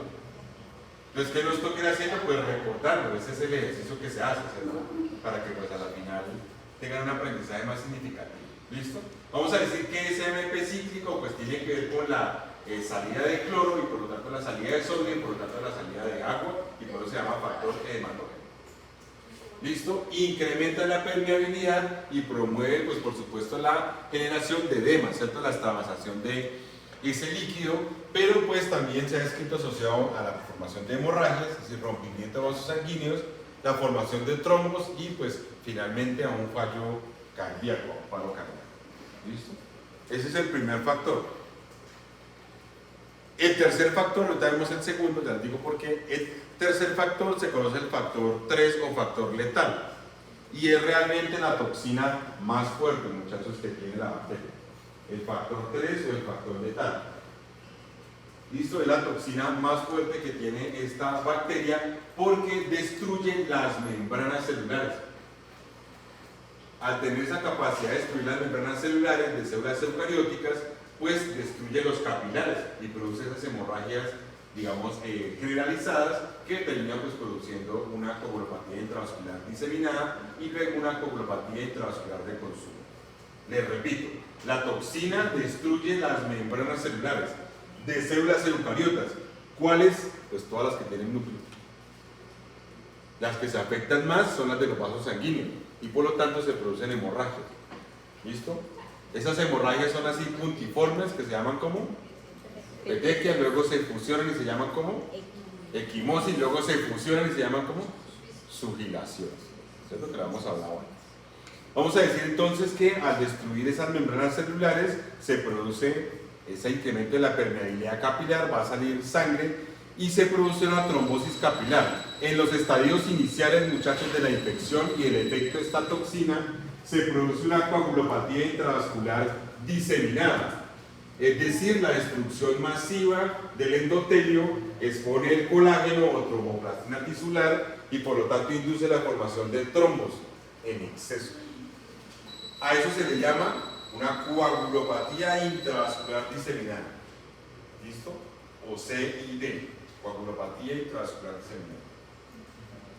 ¿Listo? Cuando el animal consume los factores de coagulación, ¿cierto? Entra a una coagulopatía intravascular de consumo, o CIC. ¿Vieron eso en patología o no? Un pedacito por ahí de pronto. Si no, pues lo estudiamos acá. ¿Listo? Entonces, lo primero es una coagulopatía intravascular diseminada. ¿Por qué se produce? Por destrucción del endotelio y exposición del colágeno, la tromboplastina tisular, ¿cierto? Entonces, el animal tiene un problema de hipercoagulabilidad. Es decir, en todos lados se están formando coágulos. ¿Sí estamos claros hasta ahí o no? En esa formación masiva de coágulos, ¿cierto? Esos trombos, en este caso no coágulos, sino de trombos, ¿cierto? Gastan los factores de coagulación y entra en una fase en la cual no es capaz de coagular la sangre, una hipocoagulabilidad, que es lo que se llama una coagulopatía intravascular de consumo, en la cual la sangre tiende a estar muy líquida porque no se puede coagular, ya gastó los factores de coagulación. ¿Estamos claros hasta ahí? Pasa de un CID a un CIC. Primero, usa muchos factores y luego se queda sin factores. Por eso, cuando ustedes van a ver el animal y hacen la necropsia, espero que no tengan que hacerla nunca, pero si la hacen, la sangre no se coagula. ¿Estamos claros? Porque está en una coagulopatía intravascular de consumo. Se puede dar un shock, ¿cierto? Secundario, pues una asfixia, sea por hemorragia pulmonar, ¿cierto? O pues por edema pulmonar, cualquier de los dos. Y les había dicho que dejaba por último el antígeno protector porque se describe que hay una molécula, ¿cierto? Que se llama factor 2, que es el que se requiere para que las toxinas actúen, para que la toxina se clive a su forma forma funcional se requiere el factor 2. Y se le llama, muchachos, antígeno protector porque se demostró que si yo induzco anticuerpos anti este factor 2, pues puedo bloquear, digamos, la acción de la toxina. ¿Estamos claros? Y este factor, este antígeno protector, pues es además, digamos, antifagocitado. Entonces, repito, el factor 2, muchachos, es el que se requiere para que se clive las toxinas, tanto el 1 como el 2, y actúen. Si el factor 2 no está, que realmente se llama furina o furin light, ¿cierto? Esa furina es la que permite que el factor 3 o el factor 1 actúe.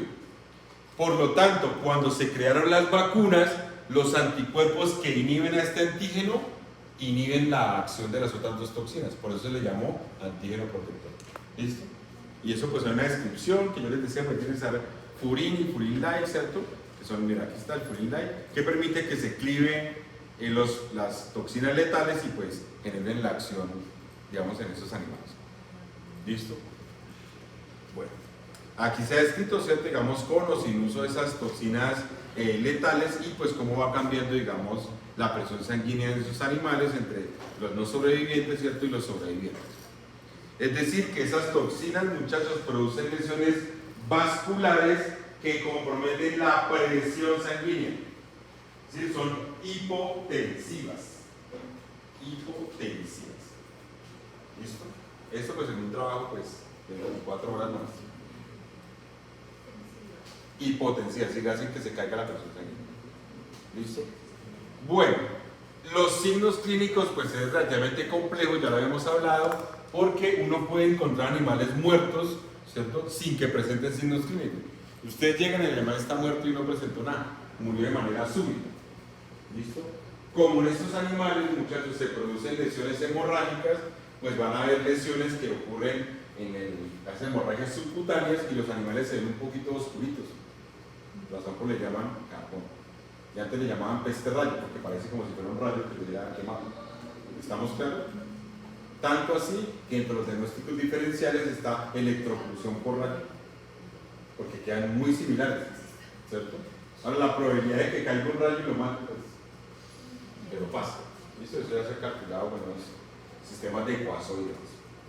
¿Qué se da? La forma sobreaguda, la que ocurre en muy corto tiempo, que nos permite ver las lesiones cuando se producen fiebre, disnea, que es dificultad respiratoria, trémores o temblores musculares y en algunos casos congestión de la mucosa, y el animal muere, ¿cierto? Con hemorragias en orificios naturales y ya, no se ve nada más. ¿Listo? Que son formas sobreagudas. Las formas agudas, en las cuales podemos de pronto ver un poco más de signología, pues los animales presentan hipertermia, presentan inapetencia o cese de la alimentación y pues pueden presentar lesiones nerviosas que le generan confusión.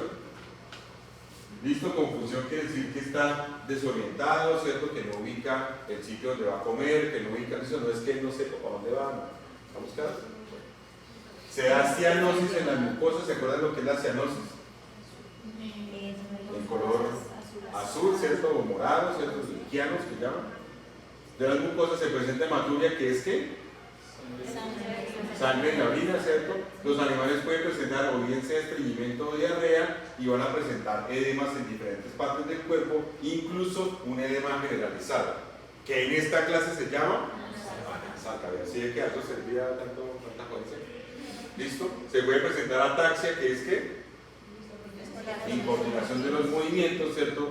Convulsiones, ¿cierto? Y pues bueno. Y pues la forma subaguda, en la cual ocurre un poco más tiempo, pues son los mismos signos clínicos, pero puede durar hasta 4 días en el animal de esta forma. Listo, se ha escrito en la literatura, ¿cierto? Las formas crónicas. Sin embargo, se describe que las formas crónicas son muy raras, poco frecuentes, porque debido a la letalidad de las toxinas, ¿cierto? Pues se considera que producen, digamos, menos lesiones. Listo, que se ha escrito que en esos animales puede haber edema faríngeo, ¿cierto? Incluso edema de la lengua, que produce una dificultad respiratoria, asfixia al animal. ¿Listo?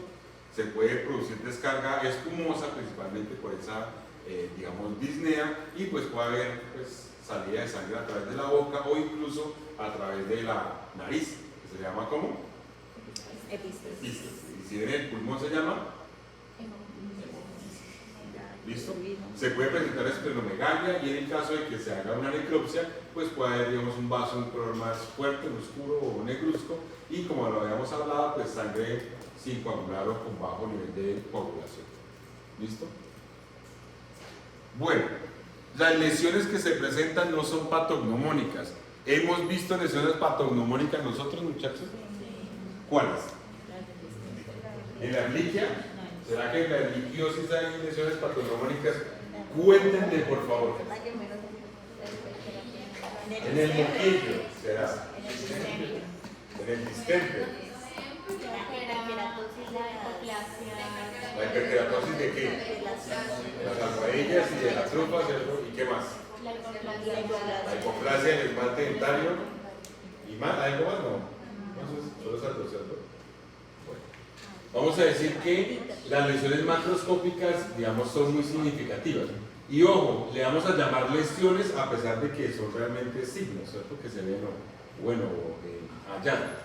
¿Listo? Habíamos dicho, ya lo hemos hablado la vez pasada, de la falta de rigor mortis o la ausencia de rigor mortis, que está relacionado, digamos, a esa incapacidad de pronto de tener ese acople de la tropomiosina y por lo tanto una rigidez constante. Y pues un exudado líquido que es sanguinolento por los orificios corporales. ¿Listo? La sangre se ve en un color rojo oscuro y normalmente es no coagulada, que habíamos dicho que obedece, ¿cierto?, a una coagulopatía intravascular de consumo. ¿Listo? Se puede presentar edemas en el tejido conjuntivo, muchos de ellos pueden ser más hemorrágicos, y se presenta hidrotórax, ¿cierto?, o hemotórax, no hemitórax, muchachos, hemo. ¿Listo? No es hemi es la mitad. Entonces, hemo, si puede haber líquido como sangre, ¿cierto?, pues líquido seroso. Y pues se dan hemorragias en los diferentes órganos, incluyendo serosas y mucosas. ¿Listo? Se han descrito pues muchas de estas lesiones, ¿cierto? Por supuesto que los humanos se dan lesiones muy fuertes, ¿cierto? Digamos, y los animales pueden presentarse así. Cuando uno llega y están empezando. ¿Listo? Aquí sangre, ustedes lo van a ver, ¿cierto? Llegan y ya está así, o pues si pasa el tiempo, que es lo más crítico, como ocurre en los llanos, ¿cierto? Pues se encuentra el animal ya de mucho tiempo con la falta de ese rigor mortis, ¿cierto? Y pues ya muy lesionado. Como les había dicho, en el caso del botulismo, pues llega otra vaquita, ¿cierto? Y lame los huesos y termina con el buceo en botulismo. Bueno, algún trabajo del que se reportó el año pasado de una muerte masiva de animales de estos en Chaparral. ¿Saben de qué Chaparral? ¿Hacia dónde queda Chaparral, muchachos? Al sur, ¿sí? Chaparral es el sur. No, está tan mal. Ah, excelente, a mí me parece, Cristian, de verdad es... No, para mí muy rico saber eso. ¿Hacia dónde queda Chaparral, muchachos? ¿Hacia arriba, hacia abajo, hacia el lado, hacia atrás? Yo he ido, pero no puedo creerlo, muchachos, y son de aquí, son de Tolima. Pero cuando es el día del tamal y la lechona están tragando, ¿cierto? Deglutiendo, pero es que queremos mucho a Tolima, el vino tinto yo les... ¿Hacia dónde queda Chaparral, chino? ¿No hay ningún chaparralero acá? Esa gente tan bonita de por allá. ¿Es frío o es caliente? caliente. Es caliente, ¿sí? ¿Queda cerca de dónde? Dicho, ¿qué flota lo lleva uno a Chaparral al menos? ¿Qué empresa? ¿Cuánto vale el pasaje? Rápido, pero sí. De pronto no llega uno, pero... Entonces, muchachos, dicen que hay un brote de antas en Chaparral. Yo les digo eso. ¿Está cerquita o está lejos? Cerquita. Eso es lo importante, no que ustedes sepan esas vainas, ¿cierto? No que ir a Tolima, que es algo pues importante. Pero si a mí me dicen que hay un brote que hay en Venadillo, digo, uy, eso está a 15 minutos de acá, a media hora de acá, a una hora, bueno pues. ¿Cierto? Pero el Chaparral está muy lejos, está cerquita de acá. Cerca, a 3 horas, 4 horas. ¿Cuál es, digamos, el municipio más lejano de Ibagué a Ibagué? Murillo no. ¿Tú eres de acá? Municipio. Sí, yo creo que sí. Los tengo todos estudiados, ¿cierto? Digo por favor un municipio a excepción de Ibagué, del Tolima. Y para allá voy, así que ya la otra chequeando allá. Uno, Anzoátegui, Espinal, Honda. No, no lo conozco. Cajamarca de Tolima, sí. Venadillo. Purificación, ahorita me trae. Murillo, que todo el mundo va por abajo de. Dolores. Doña Barbosa, mi mamá. ¿No hay más? No puedo creerlo.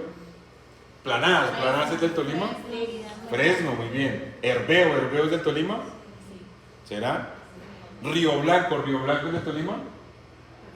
No lo puedo creer, esos chinos, ¿sí? Por allá Padua, de donde era William Ospina, el ensayista ese. El Guamo será del Tolima.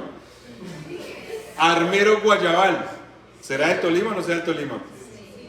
¿Será importante saber eso o no? Para que quede grabado, muchachos, que no lo estoy molestando. ¿Sí o no? Entonces, chicos, usted va a tener un parcial de bovinos y en el parcial de bovinos va a salir una hoja adicional donde va a salir el departamento del Tolima con sus municipios. Si ustedes quieren ganar puntillos, entonces contestan ese mapa. Si no, pues no pasa nada. Pero si ustedes estudian lo mínimo de geografía, de donde viven, donde comen, donde salen para adelante, donde tienen familia, tienen pareja, tienen de todo, ¿cierto? Pues estudiense un poquito eso. No les pregunto el sushi master o el pizza master porque ellos sí dicen, ay, sí, marica, eso sí lo saben. Pero lo que es importante no lo sabemos. Entonces, ese mapa únicamente le va a representar ganancia. Si usted no contesta, no pasa nada. Si contestan mal, ya, yo caí. Sí. Pero si no saben, dicen, no, yo no, de hecho le quitan la hoja y me la entregan. Pregunta, ¿será importante saber eso mínimo de la región en la que nosotros vivimos? Yo creería que sí, ¿listo? Y hay como 53, no sé, 57 municipios, yo no me los sé todos, pero hay uno muy importante, le dice Cajamarca y no, sí, más o menos. ¿Cajamarca es frío o caliente? Un poquito frío, ¿cierto? Bueno. Entonces les va a salir, ¿cierto? Y les va a hacer ganancia, si no, pues no contesten nada. ¿Señora?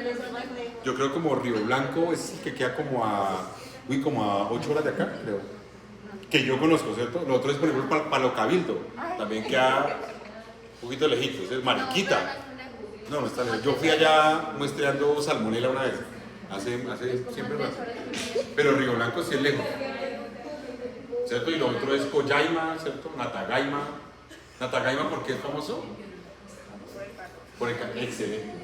Porque tiene unos indígenas, ¿cierto? Por ahí. Bueno, señores, entonces solo para que tengan claro, ¿cierto? Pues se dio una muerte masiva, ¿cierto? En estos animales hace un año, y esos animales presentaban signos de sangrado por los orificios naturales y murieron de muerte súbita. Entonces es posible, ¿cierto? Que si tengamos brotes que eventualmente no los reportamos. En este caso, pues fueron 20 animales, entonces dijeron, uy, sí, pero a veces es esporádico, es 1 o 2, ¿cierto? Y no hay mayor noticia, ¿listo? En este caso, pues lo que recomendó el ICA, ¿cierto? Y pues por supuesto que los animalitos hay buenos. Precauciones, no necropsia. Así, ¿listo? ¿Qué se debería hacer? Pues aislamiento, identificación en el laboratorio. Se puede enviar pues sangre o líquido de los edemas, en histopatología pues vaso o linfonodos, ¿cierto? Y algo muy importante, muchachos, lo que hemos hablado pues de la bioseguridad. Es decir, que nos arriesguemos a hacer la necropsia si, solo si tenemos los implementos adecuados. Si no, pues no. ¿Listo? Bueno, el diagnóstico diferencial pues incluye muchos, ¿cierto? Que algunos se los vamos a ver como edema maligno, la fiebre de la garrapata, ¿cierto? Las pavesas y demás.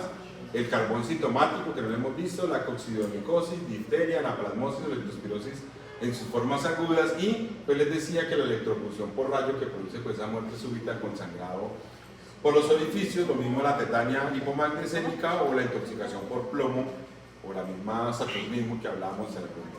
¿Listo? La profilaxis, pues ya hay una vacunación, ¿cierto? Si se encuentra un animal, pues se puede hacer una aplicación masiva con penicilina, ¿listo?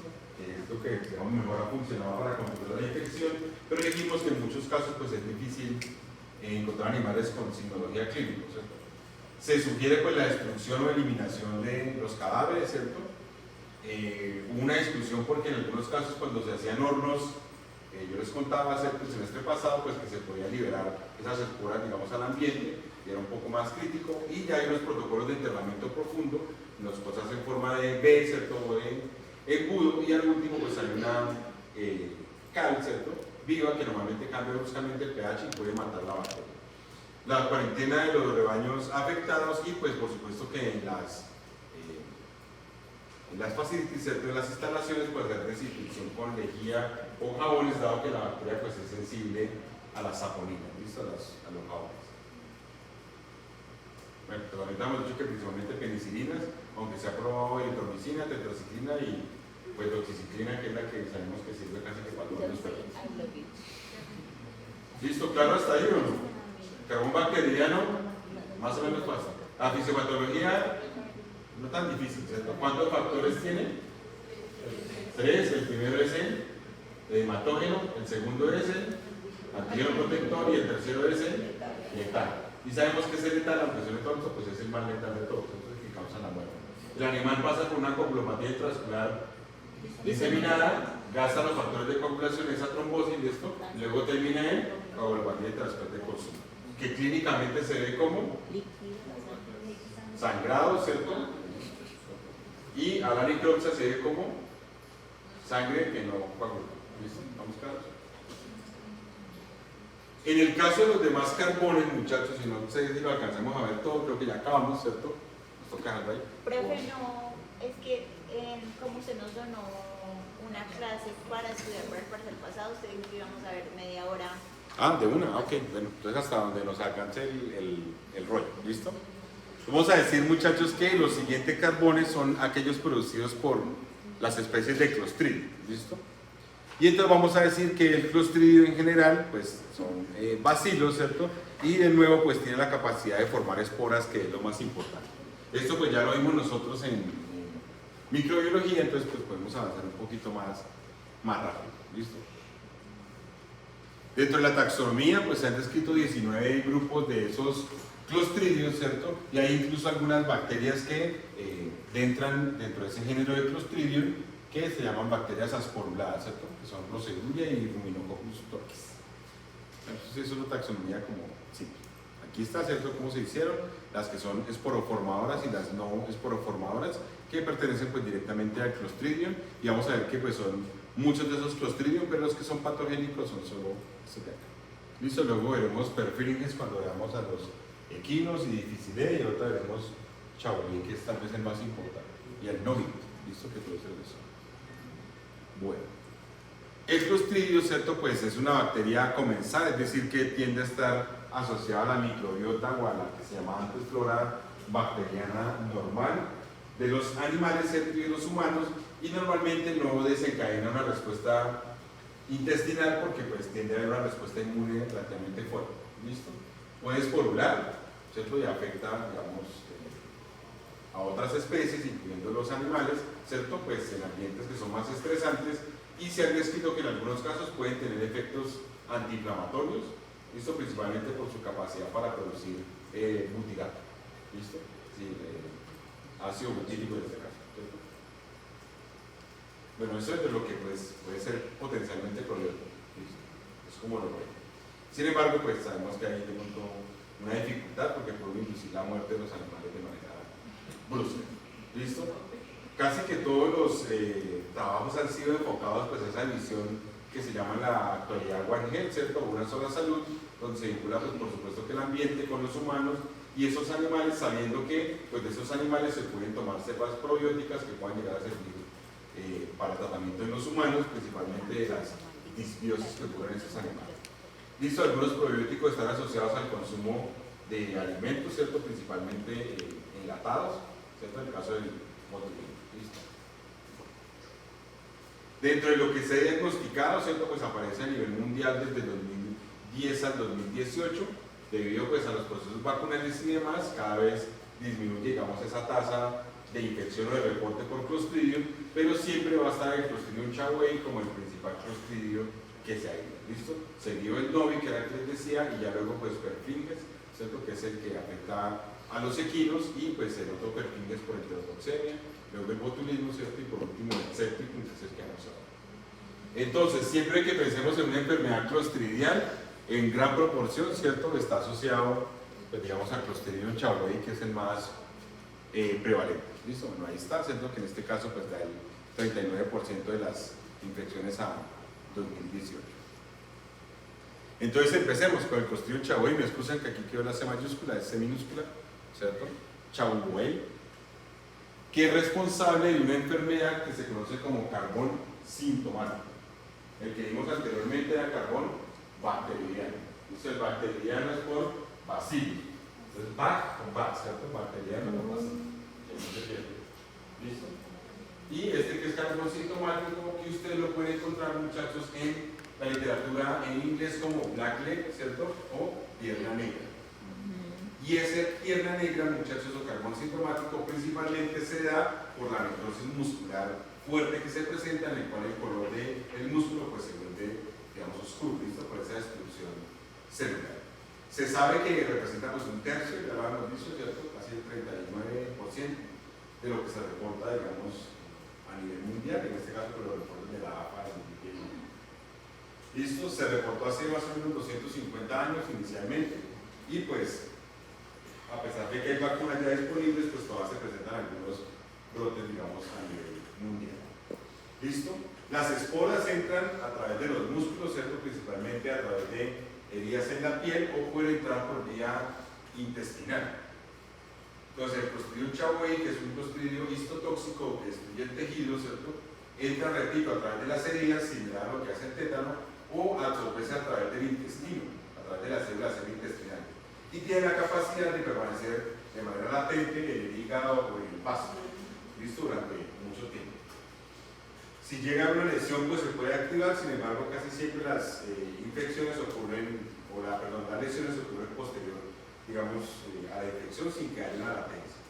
Se describe que la enfermedad puede ocurrir hasta 5 días posterior a la infección. ¿Listo? Bien sea una lesión o la absorción por vía intestinal de la bacteria. Se describe que los animales más susceptibles son animales que terminan el periodo de lactancia, ¿cierto? Y pues antes de que sean animales considerados adultos o reproductivamente viables, que en este caso son entre 6 meses y 2 años, y a lo mismo que vimos con el carbón bacteriano, pues tienden a ser encontrados sin signos clínicos. ¿Listo? Los animales, como se lesiona una porción del músculo, ¿cierto? Pues tienen dificultades para moverse, o presentan claudicación, o están cojos, ¿cierto? O presentan una extremidad que está rígida completamente. ¿Listo? En estos animales, muchachos, se puede producir enfisema subcutáneo. Ese enfisema, ¿cierto?, se presenta debido a la capacidad que tiene el Clostridium de fermentar los azúcares, y por lo tanto produce gas, produce esta fermentación. ¿Listo? Se describe que ese enfisema subcutáneo, muchachos, pues produce un sonido cuando uno lo presiona. ¿Listo? Se llama crepitar. ¿Listo? Crepita, crepita. No hace ruido, no hace shh, no, crepita. Estamos claros, es una crepitación. ¿Listo? Y se dice que el sonido, pues, es similar a una paquete de papas, ¿cierto? Como cuando uno la rompe. ¿Listo? No tiene papas por dentro, tienes aire. ¿Listo? Bueno, los músculos que pueden tener ese enfisema, ¿cierto? Y pues producto de ese gas bacteriano. Existen formas más raras, ¿cierto?, que ocurren en la lengua, ¿cierto?, o en el intestino, sin que se afecte, digamos, los músculos, que vamos a ver cuáles son los principales, pero pues hay formas, digamos, atípicas, como dice la diapositiva. Listo, entonces puede entrar por vía oral, ¿cierto? Entra directamente al intestino, se replica en el intestino y pues puede salir a través de las heces, pero pues se ha escrito principalmente que las zonas que se afectan son pues los grandes grupos musculares, ¿cierto? Como en este caso los que están asociados al cuádriceps, ¿cierto? ¿Cómo se llaman esos músculos que están aquí atrás? Los glúteos, ¿sí? Así se llaman, glúteo 1, glúteo 2, glúteo bonito, glúteo feo, ¿sí? ¿Qué músculos hay ahí que son dos? Que cuando uno lo corta y se pide un muchacho le dan esos músculos. Entonces que son, solo comen brancos y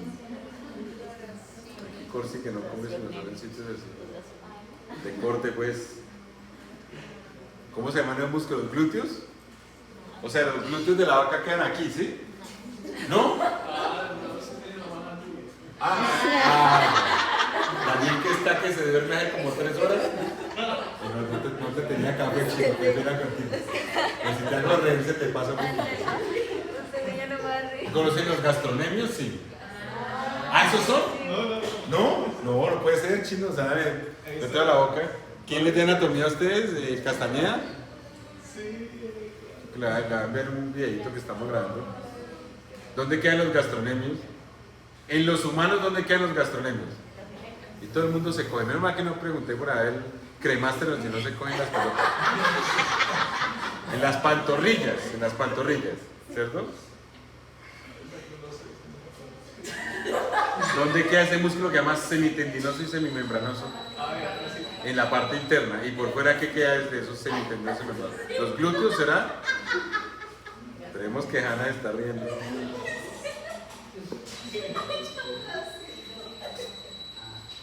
Entonces, que es importante que se afecten los grupos, allá no sé si ustedes echan la estudiada de nuevo, ¿cierto? Pero los grandes grupos musculares, ¿cierto? De la pierna principalmente, los intercostales y el corazón. Y se ha reportado a nivel mundial, ¿cierto? Que hay formas atípicas que afectan la lengua. ¿Estamos claros hasta ahí? Ustedes van a encontrar que la mayoría de los casos son casi que netamente los grandes grupos musculares, en este caso el cuádriceps femoral. ¿Listo? Bueno. Aquí pasa uno grande que se llama sartorio, ¿sí? ¿Hay sartorio en los bovinos? Sí. ¿Sí? ¿Tienen sartorio? ¿Los bovinos tienen sartorio o no? ¿Tienen el psoas? ¿El psoas mayor y el psoas menor? ¿Para qué sirve el psoas, muchachos? El psoas. No era, no, ¿para qué sirve? No, ¿para qué no sirve? ¿Supinar qué? ¿Para qué sirve el detrusor? No, pues dice que no. Tampoco no me dicen, pues no, ¿qué le pasa? ¿El detrusor dónde queda? Uy, no lo puedo ver, está chino, ¿no? ¿Dónde queda el detrusor? Allá doña Valerie, que está aquí hecha carcajadas con el Cris. ¿El detrusor dónde queda? No, todavía dónde queda en la vejiga, muy bien. El detrusor es de la vejiga que se contrae, ¿cierto? Que está inervado por quién? ¿Quién inerva la vejiga? ¿Qué inerva la vejiga? Y eso es muy importante porque si un animal tiene un problema de micción, uno piensa, uy, el detrusor o qué nervio, o él. No, vago ustedes. El vago, ¿cómo le va a llegar desde aquí hasta allá? A menos de que haga chichín por la boca. El obturador será, el nervio obturador, que controla los esfínteres. Muy importante. ¿Cómo se llama el nervio que controla los esfínteres? El prudento, bien, ¿cierto? Al menos uno entre todos, casi que no. Todos acorticas en todas plazas. Que se acordó eso. Entonces vea que lo importante que es más o menos recordar eso, ¿cierto? Échenle cabeza porque ya no se puede hacer mucho, ya no es que el vago no llega hasta allá. El vago emite una rama laringorrecurrente y ramas frénicas, ¿cierto? Y ya como va a llegar hasta por allá. Pero bueno, ahí habrá que revisarlo, ¿listo? Entonces, muchachos, lo que ustedes pueden ver, ¿cierto? En esos tejidos, ¿cierto? Algo que se llama miositis necrohemorrágica. Es decir, que se destruye el tejido muscular, ¿cierto? Hay hemorragias y tiende a verse este color negruzco. Como son grandes grupos musculares, en este caso asociados a las extremidades posteriores, pues le llaman pierna negra, ¿cierto? O pata negra, o carbón sintomático. ¿Listo? Se puede presentar a nivel del corazón una pericarditis fibrinosa. El pulmón se puede estar lleno de líquido, ¿cierto? Puede haber un edema pulmonar. Pero lo más común, lo más fácil de detectar, repito, es la mionecrosis hemorrágica o miositis necrohemorrágica. ¿Listo? Normalmente, ¿cierto? En ese tejido se ven estas lesiones, ¿cierto? Necróticas y se ven estos huecos que están aquí, que normalmente están llenos de aire, que es las burbujas que nosotros rompemos cuando le hacemos presión. ¿Listo? Que se produce ese enfisema subcutáneo. ¿Listo? Que pues como ustedes ven ocurren acá, se pueden también lesiones cardíacas, ¿cierto? Pues, contribuyen a esa parte, digamos, esa muerte de esos animales. Histomatológicamente, ¿cierto? Pues se puede ver que el músculo tiene esto que son cavidades enfisematosas. Es decir, que los grupos o los fascículos musculares se separan con aire. ¿Estamos claros? Esas cavidades episematosas. Y pues ustedes pueden ver en el músculo cardíaco, ¿cierto?, los vacilos asociados directamente al corazón. ¿Listo?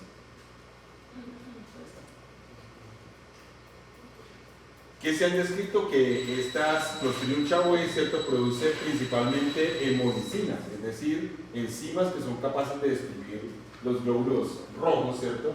Y esas enzimas también se le llaman chauveolicinas, que tienen la característica de que forman poros en las membranas celulares, principalmente de glóbulos rojos, que son más frágiles, y pues producen hemólisis. Tienen DNAsas que rompen el DNA y hialuronidasas que pueden romper el ácido hialurónico propio de la matriz extracelular de los tejidos, lo cual lo hace un poco más invasivo, y pues tienen neuroamidasas que también destruyen esa matriz extracelular. ¿Listo? El siguiente Clostridium asociado a esas patologías que se pueden presentar en los bovinos es el Clostridium perfringens, que posiblemente se va a ver con mayor profundidad cuando veamos enterotoxemia equina. ¿Listo? Este Clostridium perfringens, ¿cierto?, pues realmente el que se ha demostrado más importante pues es el que produce la toxina A o la toxina alfa. ¿Listo? Que es responsable de una gangrena gaseosa. ¿Por qué se produce gas, muchachos? Por la fermentación de azúcar. Vamos a decir que pues existen más, algunos de ellos que tienen que ver con las enterotoxemias, que la vamos a ver, repito, pues más adelante cuando veamos equinos, y que es un poco menos común en los bovinos. Este es el que les decía, el tipo A, que es el más común, y siempre se hace pues tratamiento con penicilina igual que vimos con el otro. ¿Listo? Se puede presentar enterotoxemia, ¿cierto? Sin embargo, tienden a ser, digamos, más difícil de diagnosticar debido a que el Clostridium perfringens, muchachos, es comensal del intestino de estos animales. Es decir, muchachos, que si en un diagnóstico le dicen a ustedes que hallaron Clostridium perfringens, pues no les está diciendo nada, porque hace parte de la microbiota o la flora intestinal normal de estos animales. ¿Cierto? Si uno quiere confirmarlo, tendrá que hacer un recuento de bacterias para saber cuántos hay por gramo de heces. ¿Listo? Bueno. En el caso del tipo A, ¿cierto?, de la toxina A, pues se asocia a enteritis hemorrágica del tipo segmentario, que fue algo que ya vimos en parvo, ¿cierto?, que puede producir además ulceración de la mucosa. Listo, repito que el tipo A pues es el más común, es el que más vemos. Y en el caso del tipo D, que también se ha reportado, pues produce algo que se conoce como riñón pulposo, en el cual pues se producen lesiones que hacen que haya mayor friabilidad de ese riñón. Recordemos que el riñón de los bovinos es como muchachos. ¿Cómo es? Tiene múltiples lóbulos, ¿cierto?, que parece como si fuera una morita, ¿cierto? ¿Lo han visto por ahí? Es muy diferente de los perritos, que es un poco más plano. ¿Listo? Y, señora, que ese riñón pulposo es muy fiable, es decir, que se deshace fácilmente con la mano. ¿Listo?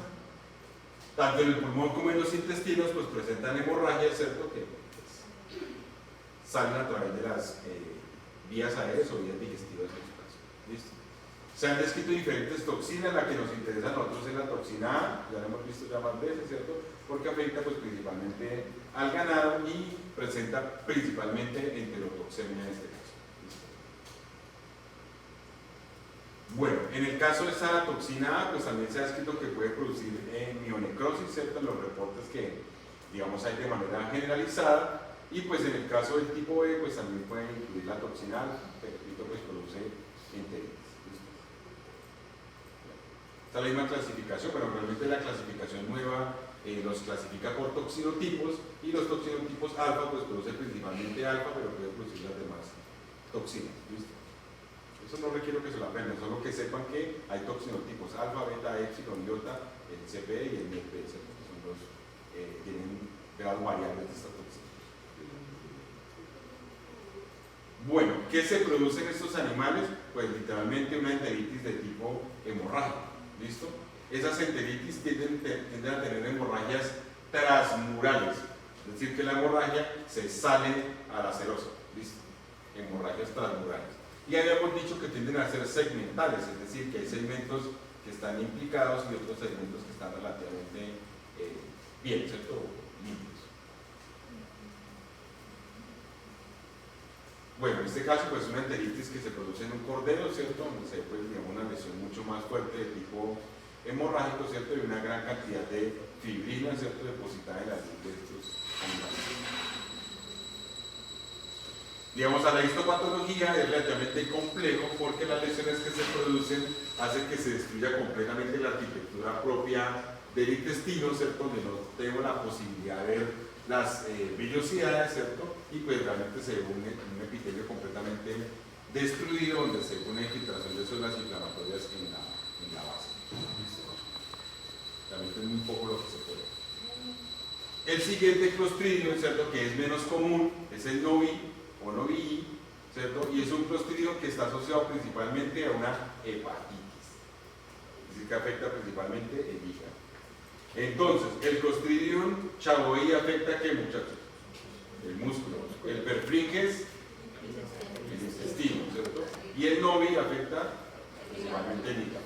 Es una hepatitis de tipo necrótico. Tanto la enfermedad negra como la hemoglobinuria basilar pues están asociados a un daño hepático, ¿listo? Y se describe que ese daño hepático puede estar asociado o no a una fasciola hepática. ¿Se acuerdan ustedes de la fasciola hepática y de la fasciolosis? Tan bonitas que son. Tenemos 7 minutos para recordar al profesor Edgar Díaz.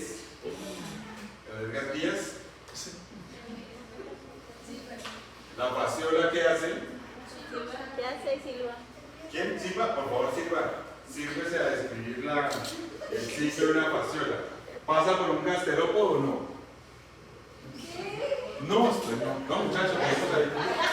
Por un caracol, muy bien, por un gasterópodo. Un bicho que camina con la panza, le llama gasterópodo. ¿No? Y un cefalópodo tiene las patas en la cabeza. ¿Qué cefalópodo existe?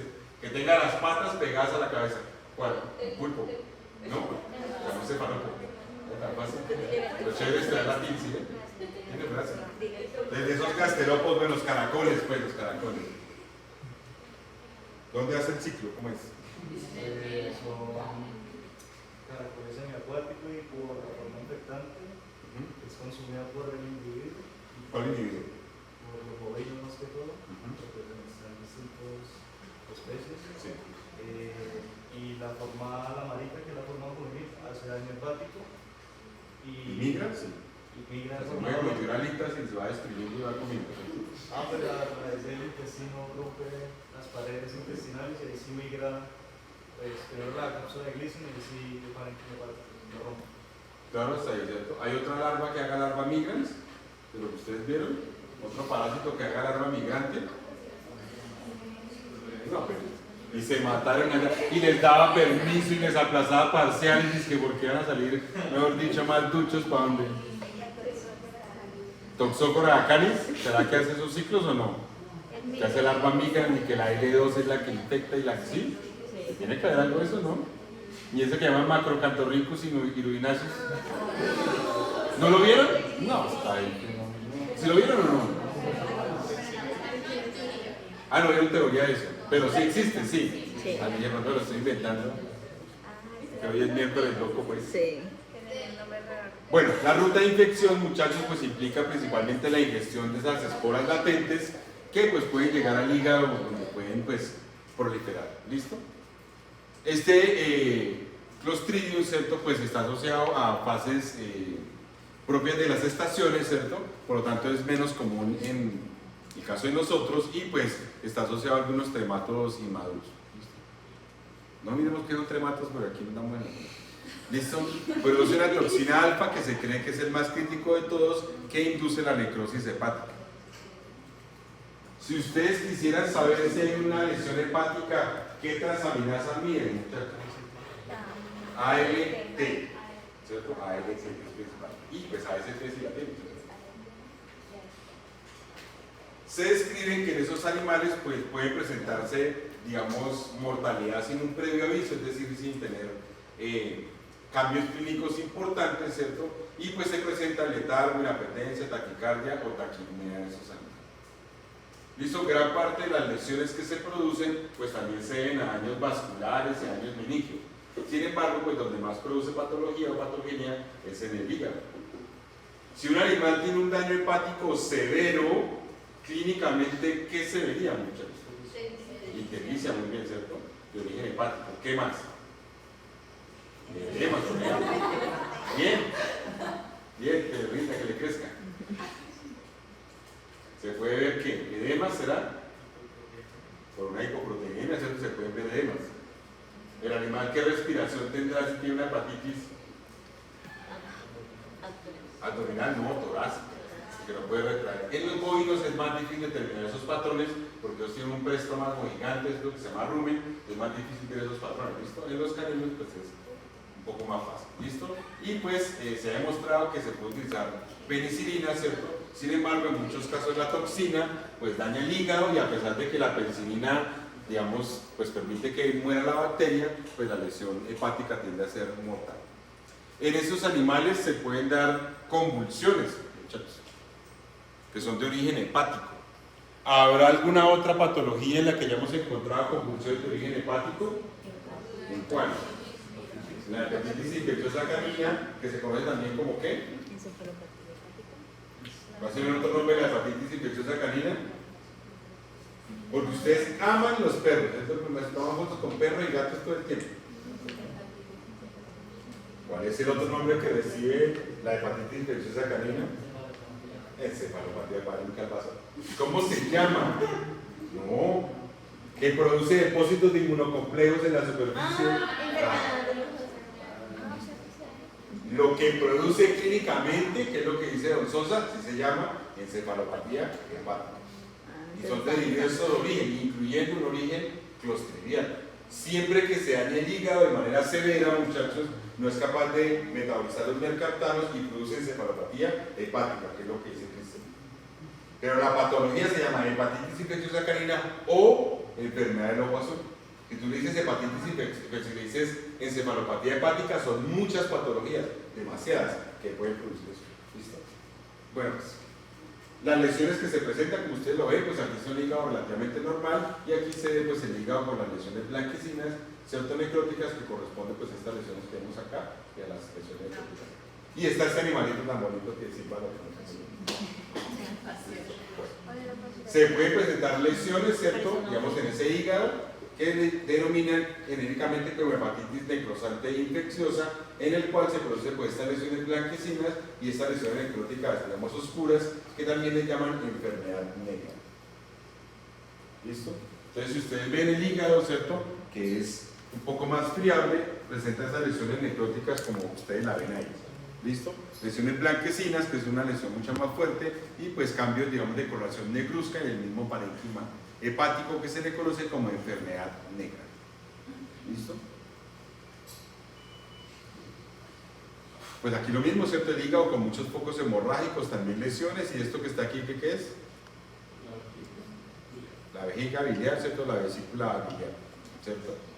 Es evidente que es un bovino, si fuera un equino pues no la tendría, ¿cierto? Siempre le digo Ustedes son bien juiciosos para eso. En este caso pues es una ovejita, ¿listo?